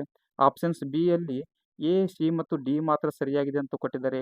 ಆಪ್ಷನ್ ಸಿ ಯಲ್ಲಿ ಎ ಮತ್ತು ಡಿ ಮಾತ್ರ ಸರಿಯಾಗಿವೆ ಅಂತ ಕೊಟ್ಟಿದ್ದಾರೆ. ಹಾಗೂ 4ನೇ ಆಪ್ಷನ್ಸಲ್ಲಿ ಡಿ ಮಾತ್ರ ಅಂತ ಸರಿಯಾಗಿ ಕೊಟ್ಟಿದ್ದಾರೆ. ಹಾಗಾದರೆ ಸ್ನೇಹಿತರೆ ಕೊಟ್ಟಂಥ ಈ 4 ಆಪ್ಷನ್ಸ್ಗಳಲ್ಲಿ ಸರಿಯಾದ ಉತ್ತರ ಯಾವುದಂದ್ರೆ ಎ, ಸಿ ಮತ್ತು ಡಿ ಸರಿಯಾಗಿವೆ. ಯಾವ್ದು ಸ್ನೇಹಿತರೆ? ಎ, ಸಿ ಮತ್ತು ಡಿ ಸರಿಯಾಗಿದೆ. ಹಾಗಾದರೆ ಬಿ ಆಪ್ಷನ್ಸು ತಪ್ಪಾಗಿದೆ. ಎ ಸರಿಯಾಗಿದೆ, ಸಿ ಸರಿಯಾಗಿದೆ, ಡಿ ಸರಿಯಾಗಿದೆ. ಅಂದರೆ ಕೇವಲ ಎ, ಸಿ ಮತ್ತು ಡಿ ಮಾತ್ರ ಈ ಒಂದು ಪ್ರಶ್ನೆಗೆ ಸರಿಯಾದ ಉತ್ತರವಾಗಿದೆ. ಹಾಗಾದರೆ ಸ್ನೇಹಿತರೆ ಮುಂದಿನ ಒಂದು ವಿಶೇಷ ಪ್ರಶ್ನೆಯನ್ನು ನೋಡೋಣ. ಆ ಮುಂದಿನ ವಿಶೇಷ ಪ್ರಶ್ನೆ ಈ ರೀತಿ ಇದೆ ಸ್ನೇಹಿತರೆ. ಅಂತಾರಾಷ್ಟ್ರೀಯ ಸೋಲಾರ್ ಅಲಯನ್ಸ್ಗೆ ಸಂಬಂಧಿಸಿದಂತೆ ಈ ಕೆಳಗಿನ ಹೇಳಿಕೆಗಳನ್ನು ಪರಿಗಣಿಸಿ. ಏನಂದ್ರೆ ಸ್ನೇಹಿತರೆ ಅಂತಾರಾಷ್ಟ್ರೀಯ ಸೋಲಾರ್ ಅಲಯನ್ಸ್ಗೆ ಸಂಬಂಧಿಸಿದಂತೆ ಈ ಕೆಳಗಿನ ಹೇಳಿಕೆಗಳನ್ನು ಪರಿಗಣಿಸಿ ಅಂತ ಕೊಟ್ಟಿದ್ದಾರೆ. ಹೇಳಿಕೆ ಎ ಈ ರೀತಿ ಇದೆ. ISA ವಿಶ್ವಸಂಸ್ಥೆಯ ಸಹಭಾಗಿತ್ವದ ಉಪಕ್ರಮವಾಗಿದೆ. ಬಿ ಹೇಳಿಕೆ ಸೌರಶಕ್ತಿ ಪರಿಹಾರದ ಮೂಲಕ ಹವಾಮಾನ ಬದಲಾವಣೆಯನ್ನು ಎದುರಿಸಲು ಒಗ್ಗಟ್ಟಾಗಿ ಪ್ರಯತ್ನಿಸುವುದು ISAಯ ಪ್ರಮುಖ ಗುರಿಯಾಗಿದೆ ಅಂತ ಕೊಟ್ಟಿದ್ದಾರೆ. ಹಾಗೂ ಸಿ ಹೇಳಿಕೆಯು ಜರ್ಮನಿಯ ಬಾನ್ನಲ್ಲಿ 2017 ನಡೆದ UNFCCC COP23 ಸಂದರ್ಭದಲ್ಲಿ ಇದನ್ನು ಜಾರಿಗೊಳಿಸಲಾಯಿತು ಅಂತ ಕೊಟ್ಟಿದ್ದಾರೆ. ಹಾಗೂ ಡಿ ಹೇಳಿಕೆಯು UNFCCC ಯಡಿ ಸಹಿ ಮಾಡಿರುವ ಎಲ್ಲ ದೇಶಗಳು ISAಯ ಸದಸ್ಯ ರಾಷ್ಟ್ರಗಳಾಗಿವೆ ಎಂದು ಕೊಟ್ಟಿದ್ದಾರೆ. ಮೇಲಿನ ಯಾವ ಹೇಳಿಕೆ ಅಥವಾ ಹೇಳಿಕೆಗಳು ಸರಿಯಾಗಿದೆ ಅಥವಾ ಸರಿಯಾಗಿವೆ ಅಂತ ಕೊಟ್ಟಿದ್ದಾರೆ? ಆಪ್ಷನ್ ಸಿ ಏನು ಕೊಟ್ಟಿದ್ದಾರೆ? ಮೇಲಿನ ಎಲ್ಲವೂ ಅಂತ ಕೊಟ್ಟಿದ್ದಾರೆ. ಆಪ್ಷನ್ಸ್ ಬಿ, ಸಿ ಮತ್ತು ಡಿ ಮಾತ್ರ ಅಂತ ಕೊಟ್ಟಿದ್ದಾರೆ. ಆಪ್ಷನ್ ಸಿ ಎ ಮತ್ತು ಡಿ ಮಾತ್ರ ಅಂತ ಕೊಟ್ಟಿದ್ದಾರೆ. ಹಾಗೂ ಕೊನೆಯ ಆಪ್ಷನ್ಸು ಬಿ ಮಾತ್ರ ಅಂತ ಕೊಟ್ಟಿದ್ದಾರೆ. ಹಾಗಾದರೆ ಸ್ನೇಹಿತರೆ ಕೊಟ್ಟಂತ ಈ 4 ಆಪ್ಷನ್ಸ್ಗಳಲ್ಲಿ ಸರಿಯಾದ ಉತ್ತರ ಯಾವುದಂದ್ರೆ ಬಿ ಆಪ್ಷನ್ಸ್ ಸರಿಯಾಗಿದೆ. ಅಂದರೆ ಬಿ, ಸಿ ಮತ್ತು ಡಿ ಮಾತ್ರ ಸರಿಯಾಗಿದೆ. ಯಾವ್ದು ಸ್ನೇಹಿತರೆ? ಕೊಟ್ಟಂತ 4 ಆಪ್ಷನ್ಸ್ಗಳಲ್ಲಿ ಬಿ ಸರಿಯಾಗಿದೆ, ಸಿ ಸರಿಯಾಗಿದೆ, ಡಿ ಸರಿಯಾಗಿದೆ. ಮತ್ತು ಎ ಎಂಬ ಆಪ್ಷನ್ಸು ತಪ್ಪಾಗಿದೆ. ಯಾಕೆಂದರೆ ISA ಎಂಬುದು ವಿಶ್ವಸಂಸ್ಥೆಯ ಸಹಭಾಗಿತ್ವ ಉಪಕ್ರಮವಾಗಿದೆ ಅಂತ ಕೊಟ್ಟಿದ್ದಾರೆ. ಇದು ತಪ್ಪಾಗಿದೆ. ISA ಎಂಬುದು ಸಾರ್ವಭೌಮ ರಾಷ್ಟ್ರಗಳ ಒಕ್ಕೂಟವಾಗಿದೆ. ಓಕೆ ಸ್ನೇಹಿತರೆ, ಈ ಒಂದು ಪ್ರಶ್ನೆಗೆ ಆಪ್ಷನ್ಸ್ ಬಿ ಸರಿಯಾಗಿದೆ. ಬಿ, ಸಿ ಮತ್ತು ಡಿ ಮಾತ್ರ ಸರಿಯಾಗಿದೆ. ಸ್ನೇಹಿತರೆ, ಮುಂದಿನ ಒಂದು ವಿಶೇಷ ಪ್ರಶ್ನೆ ನೋಡೋಣ. ಆ ಪ್ರಶ್ನೆ ಈ ರೀತಿ ಇದೆ. ಇತ್ತೀಚೆಗೆ ಚಾಗೋಸ್ ದ್ವೀಪಗಳು ಈ ಕೆಳಗಿನ ಯಾವ ಕಾರಣಕ್ಕಾಗಿ ಸುದ್ದಿಯಲ್ಲಿದ್ದವು? ಅಂದರೆ ಇತ್ತೀಚೆಗೆ ಚಾಗೋಸ್ ದ್ವೀಪಗಳು ಈ ಕೆಳಗಿನ ಯಾವ ಕಾರಣಕ್ಕಾಗಿ ಸುದ್ದಿಯಲ್ಲಿವೆ ಅಂತ ಕೊಟ್ಟಿದ್ದಾರೆ. ಆಪ್ಷನ್ಸ್ ಎ, ಹಾಂಗ್ಕಾಂಗ್ ಸಮೀಪದಲ್ಲಿರುವ ಈ ದ್ವೀಪದಲ್ಲಿ ಪೀಪಲ್ಸ್ ರಿಪಬ್ಲಿಕ್ ಆಫ್ ಚೀನಾ ನೌಕಾನೆಲೆಯನ್ನು ಸ್ಥಾಪಿಸಿದೆ. ಆಪ್ಷನ್ಸ್ ಬಿ, ಈ ದ್ವೀಪದ ಆಡಳಿತ ಯುನೈಟೆಡ್ ಕಿಂಗ್ಡಮ್ನಿಂದ ಮಾರಿಷಸ್ಗೆ ಬದಲಾಗಿರುವುದರಿಂದ ಮಾರಿಷಸ್ ಈ ದ್ವೀಪದ ಮೇಲೆ ಸಾರ್ವಭೌಮತೆ ಪಡೆದಿದೆ. ಆಪ್ಷನ್ ಸಿ, ಅಂಟಾರ್ಟಿಕಾ ಬಳಿಯ ಈ ದ್ವೀಪದಲ್ಲಿ ವಿಶ್ವದ ಅತಿದೊಡ್ಡ ಸಿಹಿ ನೀರಿನ ಹಿಮನದಿಯನ್ನು ಪತ್ತೆ ಹಚ್ಚಲಾಗಿದೆ. ಆಪ್ಷನ್ಸ್ ಡಿ, ಅಟ್ಲಾಂಟಿಕ್ ಸಾಗರದಲ್ಲಿ ಸಮುದ್ರ ಮಟ್ಟ ಹೆಚ್ಚಾದ ಕಾರಣ ಈ ಸಮುದ್ರದಲ್ಲಿ ಮುಳುಗಡೆಯಾಗಿದೆ. ಸ್ನೇಹಿತರೆ, ಚೌಗಸ್ ದ್ವೀಪಗಳು ಯಾಕೆ ಸುದ್ದಿಯಲ್ಲಿದೆ ಅಂತ ಪ್ರಶ್ನೆ ಕೇಳಿದರೆ ಅದಕ್ಕೂ 4 ಆಪ್ಷನ್ಸ್ಗಳನ್ನು ಕೊಟ್ಟಿದ್ದಾರೆ. ಈ ಕೊಟ್ಟಂಥ 4 ಆಪ್ಷನ್ಸ್ಗಳಲ್ಲಿ ಸರಿಯಾದ ಉತ್ತರ ಯಾವುದಂದ್ರೆ ಬಿ ಆಪ್ಷನ್ ಸರಿಯಾಗಿದೆ. ಯಾಕೆಂದ್ರೆ ಸ್ನೇಹಿತರೆ, ಚೌಗಸ್ ದ್ವೀಪ ಯಾಕೆ ಸುದ್ದಿಯಲ್ಲಿತ್ತಂದ್ರೆ ಈ ದ್ವೀಪದ ಆಡಳಿತ ಯುನೈಟೆಡ್ ಕಿಂಗ್ಡಮ್ನಿಂದ ಮಾರಿಷಸ್ಗೆ ಬದಲಾಗಿದೆ ಮತ್ತು ಮಾರಿಷಸ್ ಈ ದ್ವೀಪದ ಮೇಲೆ ಸಾರ್ವಭೌಮತ್ವ ಪಡೆದುಕೊಂಡಿದೆ. ಆದ್ದರಿಂದ ಇತ್ತೀಚೆಗೆ ಚಾಗೋಸ್ ದ್ವೀಪಗಳು ಏನಂದ್ರೆ ಸುದ್ದಿಯಲ್ಲಿದ್ದವು. ಸ್ನೇಹಿತರೆ, ಈ ಚಾಗೋಸ್ ದ್ವೀಪದ ಬಗ್ಗೆ ಸ್ವಲ್ಪ ವಿವರಣೆ ನೋಡ್ಬೇಕಂದ್ರೆ, ಇತ್ತೀಚೆಗೆ ಇಂಗ್ಲೆಂಡ್ ಚಾಗೋಸ್ ದ್ವೀಪಗಳ ಸಾರ್ವಭೌಮತ್ವವನ್ನು ಮಾರಿಷಸ್ ದೇಶಕ್ಕೆ ಹಿಂತಿರುಗಿಸಲು ಇತಿಹಾಸಾತ್ಮಕ ಒಪ್ಪಂದದಲ್ಲಿ ತೀರ್ಮಾನಿಸಿದೆ. ಭಾರತ ಈ ನಿರ್ಧಾರವನ್ನು ಸ್ವಾಗತಿಸಿದೆ. ಚಾಗೋಸ್ ದ್ವೀಪಗಳು ಭಾರತದ ದಕ್ಷಿಣ ತುದಿಯಿಂದ ಸುಮಾರು 1600 ಕಿಲೋಮೀಟರ್ ದೂರದ ಮಧ್ಯ ಇಂಡಿಯನ್ ಮಹಾಸಾಗರದಲ್ಲಿ ಸ್ಥಿತವಾಗಿದೆ. ಈ ದ್ವೀಪಗಳು 1965 ನವೆಂಬರ್ 8ರಿಂದ ಬ್ರಿಟಿಷ್ ವಿದೇಶಾಂಗ ಪ್ರದೇಶವಾಗಿದೆ. ಈ ಗುಂಪಿನಲ್ಲಿ Diego Garcia, Danger Island, Egmont ದ್ವೀಪಗಳು, Eagle Island, Nelson Island, Peros Banhos, three Brothers ಮತ್ತು ಸೊಲೊಮನ್ ದ್ವೀಪಗಳು ಕಂಡುಬರುತ್ತವೆ. 30 ಚದರ ಕಿಲೋಮೀಟರ್ ವ್ಯಾಪ್ತಿಯ ಡಿಯಾಗೋ ಗಾರ್ಸಿಯಾ ಈ ಗುಂಪಿನ ಅತಿದೊಡ್ಡ ದ್ವೀಪವಾಗಿದೆ. ಯಾವುದು? ಚೌಗಸ್ ದ್ವೀಪದ ಅತಿದೊಡ್ಡ ದ್ವೀಪ ಯಾವುದಂದ್ರೆ ಡಿಯಾಗೋ ಗಾರ್ಸಿಯಾ ಈ ಗುಂಪಿನ ಅತಿದೊಡ್ಡ ದ್ವೀಪವಾಗಿದ್ದು ಇಲ್ಲಿ ಅಮೆರಿಕದ ಪ್ರಮುಖ ಸೇನಾ ತಾಣವಿದೆ. ಈ ದ್ವೀಪಗಳು ಸಮತಟ್ಟವಾಗಿದ್ದು ಕಡಿಮೆ ಎತ್ತರದಲ್ಲಿವೆ. ಬಹುತೇಕ ಭಾಗಗಳು ಸಮುದ್ರ ಮಟ್ಟದಿಂದ 2 ಮೀಟರ್ಗೂ ಹೆಚ್ಚು ಎತ್ತರವಿಲ್ಲ ಮತ್ತು ಇಲ್ಲಿ ನದಿಗಳು ಅಥವಾ ಸರೋವರಗಳು ಹರಿಯುವುದಿಲ್ಲ. ಇವುಗಳು ಉಷ್ಣವಲಯದ ಸಮುದ್ರ ತಟದ ಹವಾಮಾನ ಹೊಂದಿದ್ದು ಹೆಚ್ಚು ಬಿಸಿಯೂ ತೇವವೂ ಇರುತ್ತದೆ. ವ್ಯಾಪಾರ ಗಾಳಿಗಳು ತಾಪಮಾನವನ್ನು ಸಮತೋಲನದಲ್ಲಿರಿಸುತ್ತವೆ. ಹಾಗಾದ್ರೆ ಸ್ನೇಹಿತರೆ, ಮುಂದಿನ ಒಂದು ವಿಶೇಷ ಪ್ರಶ್ನೆ ನೋಡೋಣ. ಮುಂದಿನ ಪ್ರಶ್ನೆ ಈ ರೀತಿ ಇದೆ ಸ್ನೇಹಿತರೆ.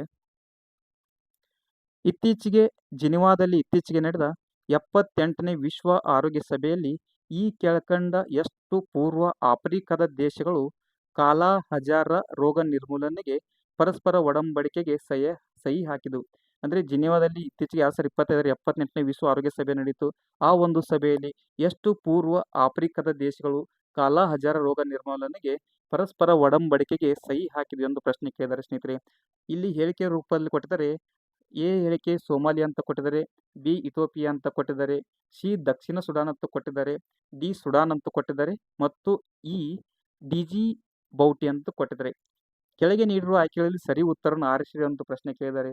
ಆಪ್ಷನ್ ಸಿ ಯಲ್ಲಿ ಮೇಲೆ ಎಲ್ಲವೂ ಅಂತ ಕೊಟ್ಟಿದ್ದಾರೆ, ಆಪ್ಷನ್ಸ್ ಬಿ ಯಲ್ಲಿ ಕೇವಲ 4 ಮಾತ್ರ ಅಂತ ಕೊಟ್ಟಿದ್ದಾರೆ, ಸಿ ಆಪ್ಷನ್ಸ್ ಅಲ್ಲಿ ಕೇವಲ 3 ಮಾತ್ರ ಅಂತ ಕೊಟ್ಟಿದ್ದಾರೆ ಮತ್ತು ಆಪ್ಷನ್ಸ್ ಡಿ ಯಲ್ಲಿ ಕೇವಲ 2 ಮಾತ್ರ ಅಂತ ಕೊಟ್ಟಿದ್ದಾರೆ. ಹಾಗಾದ್ರೆ ಸ್ನೇಹಿತರೆ, ಕೊಟ್ಟಂತ ಈ ಆಪ್ಷನ್ಸ್ ಸರಿಯಾದ ಉತ್ತರ ಯಾವುದಂದ್ರೆ ಕೇವಲ 3 ಮಾತ್ರ. ಆಪ್ಷನ್ ಸಿ ಸರಿಯಾಗಿದೆ. ಕೇವಲ 3 ದೇಶಗಳು ಮಾತ್ರ ಏನಂದ್ರ ಕಾಲಾಹಜಾರ ರೋಗ ನಿರ್ವಹಣೆಗೆ ಪರಸ್ಪರ ಒಡಂಬಡಿಕೆಗೆ ಸಹಿ ಹಾಕಿದವು.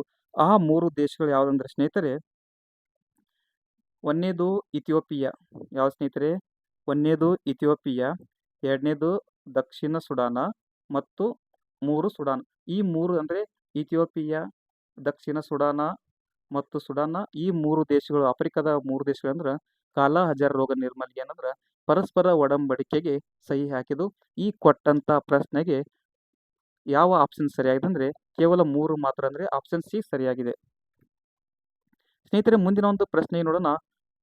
ಮುಂದಿನ ಪ್ರಶ್ನೆ ಈ ರೀತಿ ಇದೆ. ಇತ್ತೀಚೆಗೆ ಕೆಂಪೇಗೌಡ ಅಂತಾರಾಷ್ಟ್ರೀಯ ವಿಮಾನ ನಿಲ್ದಾಣ ಸುದ್ದಿಯಲ್ಲಿತ್ತು.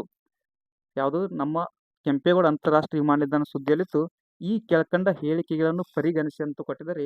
ಹೇಳಿಕೆ ಎ, ಇದು ಷೇರುಗಳನ್ನು ಬಾಂಬೆ ಸ್ಟಾಕ್ ಎಕ್ಸ್ಚೇಂಜ್ ಮತ್ತು ನ್ಯಾಷನಲ್ ಸ್ಟಾಕ್ ಎಕ್ಸ್ಚೇಂಜ್ನಲ್ಲಿ ಪಟ್ಟಿ ಮಾಡಿದ ನಂತರ ಇದು ಸಾರ್ವಜನಿಕವಾಗಿ ಪಟ್ಟಿ ಮಾಡಿದ ಕಂಪನಿಯಾಗಿದೆ.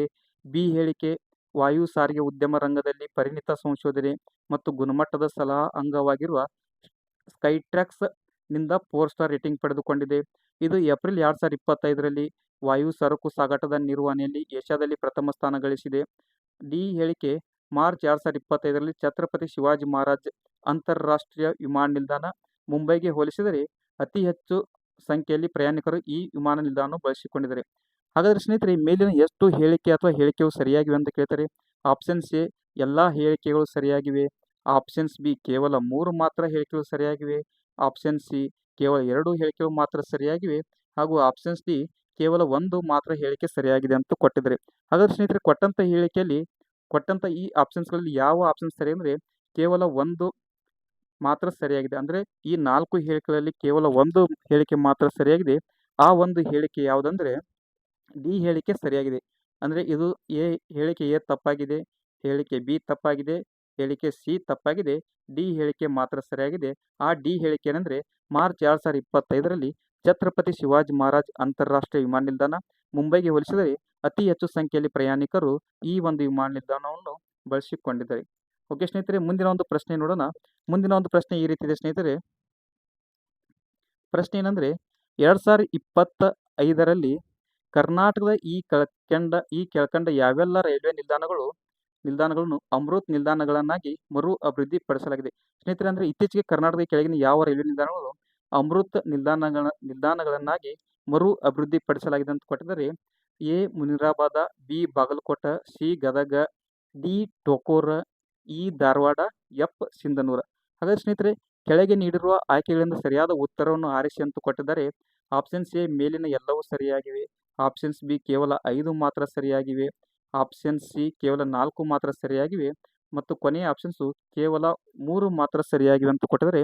ಹಾಗಾದ್ರೆ ಸ್ನೇಹಿತರೆ, ಕೊಟ್ಟಂತ ಈ 4 ಆಪ್ಷನ್ಸ್ಗಳಲ್ಲಿ ಸರಿಯಾದ ಉತ್ತರ ಯಾವುದಂದ್ರೆ ಆಪ್ಷನ್ಸ್ ಬಿ ಸರಿಯಾಗಿದೆ. ಅಂದ್ರೆ ಸ್ನೇಹಿತರೆ, ಕೇವಲ 5 ಮಾತ್ರ ಸರಿಯಾಗಿವೆ. ಆ 5 ರೈಲ್ವೆ ನಿಲ್ದಾಣಗಳು ಯಾವುದಂದ್ರೆ ಸಿಂಧನೂರು ಇದರಲ್ಲಿ ಬರಲ್ಲ ಸ್ನೇಹಿತರೆ. ಯಾವುದು ಸಿಂಧನೂರು ಬರಲ್ಲ. ಸಿಂಧನೂರು ಬಿಟ್ಟು ಮುನಿರಾಬಾದ, 1 ಮುನಿರಾಬಾದ, 2 ಬಾಗಲಕೋಟ, 3 ಗದಗ, 4 ಟೋಕೂರ, 5 ಧಾರವಾಡ. ಈ 5 ರೈಲ್ವೆ ನಿಲ್ದಾಣಗಳನ್ನು ಅಮೃತ್ ನಿಲ್ದಾಣಗಳಾಗಿ ಮರು ಅಭಿವೃದ್ಧಿ ಪಡಿಸಲಾಗಿದೆ. ಸ್ನೇಹಿತರೆ, ಮುಂದಿನ ಒಂದು ಪ್ರಶ್ನೆ ನೋಡೋಣ. ಮುಂದಿನ ಪ್ರಶ್ನೆ ಈ ರೀತಿ ಇದೆ. ಕೇರ್ ಎಡ್ ಸ್ಟೇಟ್ ಶ್ರೇಯಾಂಕಗಳು 2025ಕ್ಕೆ ಸಂಬಂಧಿಸಿದಂತೆ ಈ ಕೆಳಗಿನ ಹೇಳಿಕೆಗಳನ್ನು ಪರಿಗಣಿಸಿ. ಏನಂದ್ರೆ ಸ್ನೇಹಿತರೆ, ಕೇರ್ ಎಡ್ ಸ್ಟೇಟ್ ಶ್ರೇಯಾಂಕಗಳು 2025ಕ್ಕೆ ಸಂಬಂಧಿಸಿದಂತೆ ಈ ಕೆಳಗಿನ ಹೇಳಿಕೆಗಳನ್ನು ಪರಿಗಣಿಸಿ. ಹೇಳಿಕೆ ಎ ಏನಿದೆ ಅಂದ್ರೆ ಈ ಶ್ರೇಯಾಂಕವನ್ನು ಕಂಡುಹಿಡಿಯಲು ರಾಜ್ಯಗಳನ್ನು ದೊಡ್ಡ ರಾಜ್ಯಗಳು ಮತ್ತು ಈಶಾನ್ಯ ಗುಡ್ಡ ಹಾಗೂ ಸಣ್ಣ ರಾಜ್ಯಗಳಾಗಿ ಗುಂಪು ಮಾಡಲಾಗಿದೆ. ಬಿ ಹೇಳಿಕೆ ದೊಡ್ಡ ರಾಜ್ಯಗಳ ವಿಭಾಗದಲ್ಲಿ ಕರ್ನಾಟಕ ರಾಜ್ಯ 3ನೇ ಸ್ಥಾನವನ್ನು ಗಳಿಸಿದೆ. ಈ ಶ್ರೇಯಾಂಕಕ್ಕಾಗಿ 5 ಸೂಚಕಗಳನ್ನು ಒಳಗೊಂಡ 7 ಪ್ರಮುಖ ಅಂಶಗಳನ್ನು ಬಳಸಿಕೊಳ್ಳಲಾಗಿದೆ. ಈ ಶ್ರೇಯಾಂಕದಲ್ಲಿ ಪರಿಸರಕ್ಕೆ ಅತಿ ಹೆಚ್ಚಿನ ಮಹತ್ವ ನೀಡಲಾಗಿದೆ. ಹಾಗಾದ್ರೆ ಸ್ನೇಹಿತರೆ, ಮೇಲಿನ ಎಷ್ಟು ಹೇಳಿಕೆ ಅಥವಾ ಹೇಳಿಕೆಗಳು ಸರಿಯಾಗಿವೆ ಎಂದು ಪ್ರಶ್ನೆ ಕೇಳಿದರೆ ಆಪ್ಷನ್ಸ್ ಎ ಎಲ್ಲಾ ಹೇಳಿಕೆಗಳು ಸರಿಯಾಗಿವೆ. ಆಪ್ಷನ್ಸ್ ಬಿ ಕೇವಲ 3 ಮಾತ್ರ ಸರಿಯಾಗಿವೆ. ಆಪ್ಷನ್ ಸಿ ಕೇವಲ 2 ಹೇಳಿಕೆಗಳು ಮಾತ್ರ ಸರಿಯಾಗಿವೆ. ಆಪ್ಷನ್ಸ್ ಡಿ ಕೇವಲ 1 ಹೇಳಿಕೆ ಮಾತ್ರ ಸರಿಯಾಗಿದೆ ಅಂತ ಕೊಟ್ಟಿದ್ದಾರೆ. ಹಾಗಾದ್ರೆ ಸ್ನೇಹಿತರೆ, ಕೊಟ್ಟಂತ ಈ ಆಪ್ಷನ್ಸ್ ಅಲ್ಲಿ ಸರಿಯಾದ ಉತ್ತರ ಯಾವುದಂದ್ರೆ ಆಪ್ಷನ್ ಸಿ ಸರಿಯಾಗಿದೆ. ಕೇವಲ 2 ಹೇಳಿಕೆಗಳು ಮಾತ್ರ ಸರಿಯಾಗಿ. ಹಾಗಾದ್ರೆ ಸ್ನೇಹಿತರೆ, ಈ 4 ಹೇಳಿಕೆಗಳಲ್ಲಿ ಯಾವ ಹೇಳಿಕೆ ಆ 2 ಹೇಳಿಕೆಗಳು ಯಾವುದಂದ್ರೆ ಎ ಮತ್ತು ಡಿ. ಯಾವ ಸ್ನೇಹಿತರೆ, ಎ ಮತ್ತು ಡಿ ಹೇಳಿಕೆಗಳು ಮಾತ್ರ ಸರಿಯಾಗಿವೆ. ಬಿ ಮತ್ತು ಸಿ ಹೇಳಿಕೆಗಳು ತಪ್ಪಾಗಿವೆ. ಅಂದ್ರೆ ಈ ಶ್ರೇಯಾಂಕವನ್ನು ಕಂಡುಹಿಡಿಯಲು ರಾಜ್ಯಗಳನ್ನು ದೊಡ್ಡ ರಾಜ್ಯಗಳು ಮತ್ತು ಈಶಾನ್ಯ ಗುಡ್ಡ ಹಾಗೂ ಸಣ್ಣ ರಾಜ್ಯ ಗುಂಪು ಮಾಡಲಾಗಿದೆ. ಅದೇ ರೀತಿ ಈ ಶ್ರೇಯಾಂಕದಲ್ಲಿ ಪರಿಸರಕ್ಕೆ ಅತಿ ಹೆಚ್ಚಿನ ಮಹತ್ವ ನೀಡಲಾಗಿದೆ. ಹಾಗಾದ್ರೆ ಸ್ನೇಹಿತರೆ, ಹೇಳಿಕೆ ಬಿ ತಪ್ಪಾಗಿದೆ. ಏಕೆಂದರೆ ದೊಡ್ಡ ರಾಜ್ಯಗಳ ವಿಭಾಗದಲ್ಲಿ ಕರ್ನಾಟಕ ರಾಜ್ಯ 3ನೇ ಸ್ಥಾನ ಪಡೆದಿಲ್ಲ. ಕರ್ನಾಟಕ ರಾಜ್ಯ 1ನೇ ಸ್ಥಾನ ಪಡೆದಿದೆ. ಓಕೆ ಸ್ನೇಹಿತರೆ, 1ನೇ ಸ್ಥಾನ ಪಡೆದಿದೆ. ಅದೇ ರೀತಿಯಾಗಿ ಈ ಶ್ರೇಯಾಂಕಕ್ಕಾಗಿ 5 ಸೂಚನೆಗಳು ಒಳಗೊಂಡ 7 ಪ್ರಮುಖ ಅಂಶಗಳನ್ನು ಬಳಸಿಕೊಳ್ಳಲಾಗಿದೆ ಅಂತ ಕೊಟ್ಟರೆ ಇದು ಕೂಡ ತಪ್ಪಾಗಿದೆ ಸ್ನೇಹಿತರೆ. ಹಾಗಾದ್ರೆ ಸ್ನೇಹಿತರೆ, ಮುಂದಿನ ಇನ್ನೊಂದು ಪ್ರಶ್ನೆ ನೋಡೋಣ. ಆ ಪ್ರಶ್ನೆ ಈ ರೀತಿ ಇದೆ ಸ್ನೇಹಿತರೆ. ಪ್ರಶ್ನೆ ಏನಂದ್ರೆ ಬಿ ಸ್ಮೈಲ್ ಎಂದರೇನು? ಸ್ನೇಹಿತರೆ, ಬಿ ಸ್ಮೈಲ್ ಎಂದರೇನು ಅಂತ ಕೊಟ್ಟಿದ್ದಾರೆ. ಆಪ್ಷನ್ಸ್ಗಳು ಹೀಗಿದೆ. ಇದು ಬೆಂಗಳೂರಿನಲ್ಲಿ ಬೃಹತ್ ಟಿಕೆಟ್ ಮೂಲಸೌಕರ್ಯ ಯೋಜನೆಗಳನ್ನು ಅನುಷ್ಠಾನಗೊಳಿಸುವ ಉದ್ದೇಶಕ್ಕಾಗಿ ಮೀಸಲಾದ ಸ್ಪೆಷಲ್ ಪರ್ಪಸ್ ವೆಹಿಕಲ್ ಆಗಿದೆ. ಯಾವುದು? B smile. ಆಪ್ಷನ್ ಸಿ ಕೊಟ್ಟಿದ್ದಾರೆ. ಬಿ ಆಪ್ಷನ್ಸ್ ಏನಂದರೆ ಇದು ಬೆಂಗಳೂರಿನಲ್ಲಿ ಶಿಶು ಮರಣ ಪ್ರಮಾಣವನ್ನು ತಗ್ಗಿಸಲು ಕರ್ನಾಟಕ ಸರ್ಕಾರ ಜಾರಿಗೊಳಿಸುವ ಕಾರ್ಯಕ್ರಮವಾಗಿದೆ. ಸಿ ಆಪ್ಷನ್ಸ್ ಇದು ಬೆಂಗಳೂರಿನ ನಿವಾಸಿಗಳಲ್ಲಿ ಬಾಯಿಯ ಸ್ವಚ್ಛತೆಯನ್ನು ಸುಧಾರಿಸಲು ಬಿಬಿಎಂಪಿ ಜಾರಿಗೊಳಿಸಿರುವ ಕಾರ್ಯಕ್ರಮವಾಗಿದೆ. ಇದು ಬೆಂಗಳೂರಿನಲ್ಲಿ ವಾಸಿಸುತ್ತಿರುವ ಗರ್ಭಿಣಿಯರಲ್ಲಿ ಕಬ್ಬಿಣದ ಅಂಶದ ಕೊರತೆಯನ್ನು ಕಡಿಮೆ ಮಾಡಲು ಕರ್ನಾಟಕ ಸರ್ಕಾರ ಜಾರಿಗೊಳಿಸಿರುವ ಕಾರ್ಯಕ್ರಮವಾಗಿದೆ ಎಂದು ಕೊಟ್ಟಿದ್ದಾರೆ. ಹಾಗಾದರೆ ಸ್ನೇಹಿತರೆ, ಕೊಟ್ಟಂತ ಈ 4 ಆಪ್ಷನ್ಸ್ಗಳಲ್ಲಿ ಬಿ ಸ್ಮೈಲ್ ಏನೆಂದರೆ ಇದಕ್ಕೆ ಸರಿಯಾದ ಉತ್ತರ ಏನಂದ್ರೆ ಸ್ನೇಹಿತರೆ ಸಿ ಉತ್ತರ ಸರಿಯಾಗಿದೆ. ಯಾವ ಸ್ನೇಹಿತರೆ, ಇದಕ್ಕೆ ಸರಿಯಾದ ಉತ್ತರ ಸಿ. ಇದು ಬೆಂಗಳೂರು ನಿವಾಸಿಗಳ ಬಾಯಿಯ ಸ್ವಚ್ಛತೆಯನ್ನು ಸುಧಾರಿಸಲು ಬಿಬಿಎಂಪಿ ಜಾರಿಗೊಳಿಸಿರುವ ಕಾರ್ಯಕ್ರಮವಾಗಿದೆ. ಯಾವ ಸ್ನೇಹಿತರೆ, ಬಿ ಸ್ಮೈಲ್ ಎಂಬುದು ಬೆಂಗಳೂರಿನ ನಿವಾಸಿಗಳಲ್ಲಿ ಬಾಯಿಯ ಸ್ವಚ್ಛತೆಯನ್ನು ಸುಧಾರಿಸಲು ಬಿಬಿಎಂಪಿ ಜಾರಿಗೊಳಿಸಿರುವ ಒಂದು ಕಾರ್ಯಕ್ರಮ ಆಗಿದೆ. ಹಾಗಾದ್ರೆ ಸ್ನೇಹಿತರೆ, ಇನ್ನೊಂದು ಕೊನೆಯ ಪ್ರಶ್ನೆ ಇದೆ. ಆ ಪ್ರಶ್ನೆ ಈ ರೀತಿ ಇದೆ. ಕೊನೆಯ ಪ್ರಶ್ನೆ ಏನಂದ್ರೆ ಸ್ನೇಹಿತರೆ, Karnataka platform based gig workers ಅಂದರೆ social security and welfare bill 2020ಕ್ಕೆ ಸಂಬಂಧಿಸಿದಂತೆ ಈ ಕೆಳಕಂಡ ಹೇಳಿಕೆಗಳಲ್ಲಿ ಯಾವ ಹೇಳಿಕೆಯು ತಪ್ಪಾಗಿದೆ ಅಂತ ಕೇಳಿದರೆ ಆಪ್ಷನ್ಸ್ 1 ಇದನ್ನು ಪ್ಲಾಟ್ಫಾರ್ಮ್ ಆಧಾರಿತ ಗಿಗ್ ವರ್ಕರ್ಗಳ ಹಕ್ಕುಗಳನ್ನು ರಕ್ಷಿಸಲು ಪರಿಚಯಿಸಲಾಗಿದೆ. ಎರಡನೇದಾಗಿ ಈ ಮಸೂದೆ ಸಾಮಾಜಿಕ ಭದ್ರತೆ, ವೃತ್ತಿಗೆ ಸಂಬಂಧಿಸಿದಂತೆ ಆರೋಗ್ಯ ಮತ್ತು ಸುರಕ್ಷತೆಯ ಹೊಣೆಗಾರಿಕೆಯನ್ನು ಸೇವಾದಾರರ ಮೇಲೆ ನಿಗದಿಪಡಿಸುತ್ತೆ. ಈ ಕಾಯ್ದೆ ಜಾರಿಗೆ ಬಂದ ದಿನಾಂಕದಿಂದ 60 ದಿನಗಳ ಒಳಗಾಗಿ ಎಲ್ಲ ಸೇವಾದಾರರು ಮಂಡಳಿಯಲ್ಲಿ ನೋಂದಾಯಿಸಿಕೊಳ್ಳಬೇಕು. ಮಸೂದೆಯಲ್ಲಿನ ಯಾವುದೇ ನಿಬಂಧನೆಗಳನ್ನು ಉಲ್ಲಂಘಿಸುವ ಸೇವಾದಾರರಿಗೆ 3 ವರ್ಷಗಳ ಜೈಲು ಶಿಕ್ಷೆಯನ್ನು ವಿಧಿಸಲು ಶಿಫಾರಸು ಮಾಡಲಾಗಿದೆ. ಹಾಗಾದ್ರೆ ಸ್ನೇಹಿತರೆ, ಈ ಕೆಳಗಿನಲ್ಲಿ ಯಾವ ಹೇಳಿಕೆ ತಪ್ಪಾಗಿದೆ ಅಂದರೆ 4ನೇ ಹೇಳಿಕೆಯು ತಪ್ಪಾಗಿದೆ. ಅಂದರೆ Karnataka platform based gig workers social security and welfare bill 2020ಕ್ಕೆ ಸಂಬಂಧಿಸಿದಂತೆ ಈ 4ನೇ ಹೇಳಿಕೆಯು ತಪ್ಪಾಗಿದೆ. ಉಳಿದ ಈ 3 ಹೇಳಿಕೆಯು ಸರಿಯಾಗಿದೆ ಸ್ನೇಹಿತರೆ. ಹೇಳಿಕೆ 1, ಹೇಳಿಕೆ 2 ಬಿ ಸರಿಯಾಗಿದೆ. 4ನೇ ಹೇಳಿಕೆಯು ಸರಿಯಾಗಿದೆ. ಸ್ನೇಹಿತರೆ, ಇಲ್ಲಿವರೆಗೆ ನಾನು ಕೆಎ ಡಿಪಾರ್ಟ್ಮೆಂಟ್ ನಡೆಸಿದಂಥ ಒಂದು ಪ್ರೀ ಕೋಚಿಂಗ್ ಪರೀಕ್ಷೆ ಪತ್ರಿಕೆಯನ್ನು ತೆಗೆದುಕೊಂಡು ಬಂದಿದ್ದೆ ಸ್ನೇಹಿತರೆ. ಅಂದರೆ ಮುಂದೆ ಬರುವಂಥ ಕೆಎ ಡಿಪಾರ್ಟ್ಮೆಂಟ್ ಪರೀಕ್ಷೆಯನ್ನು ಕೆಎ ಡಿಪಾರ್ಟ್ಮೆಂಟ್ ನಡೆಸುವುದರಿಂದ ವಿಶೇಷ ಪ್ರಶ್ನೆ ಪತ್ರಿಕೆ ನೋಡಬೇಕಾಗುತ್ತೆ ಸ್ನೇಹಿತರೆ. ಇವತ್ತಿನ ಒಂದು ತರಗತಿ ನಿಮಗೆ ಇಷ್ಟವಾಗಿದ್ದರೆ ಎಲ್ಲರಿಗೂ ಶೇರ್ ಮಾಡಿ ಸ್ನೇಹಿತರೆ ಮತ್ತು ಸಬ್ಸ್ಕ್ರೈಬ್ ಮಾಡಿ. ಇದೇ ರೀತಿ ನಮ್ಮ ತರಗತಿಗಳು ದಿನಾಲೂ ಅಪ್ಡೇಟ್ ಆಗ್ತಾ ಇರ್ತವೆ. ದಿನಾಲೂ ನಮ್ಮ ತರಗತಿಗಳನ್ನು ವೀಕ್ಷಿಸಿ. ಮುಂದಿನ ತರಗತಿಯಲ್ಲಿ ಮತ್ತೆ ಸಿಗೋಣ ಸ್ನೇಹಿತರೆ. ಎಲ್ಲರಿಗೂ ಧನ್ಯವಾದಗಳು.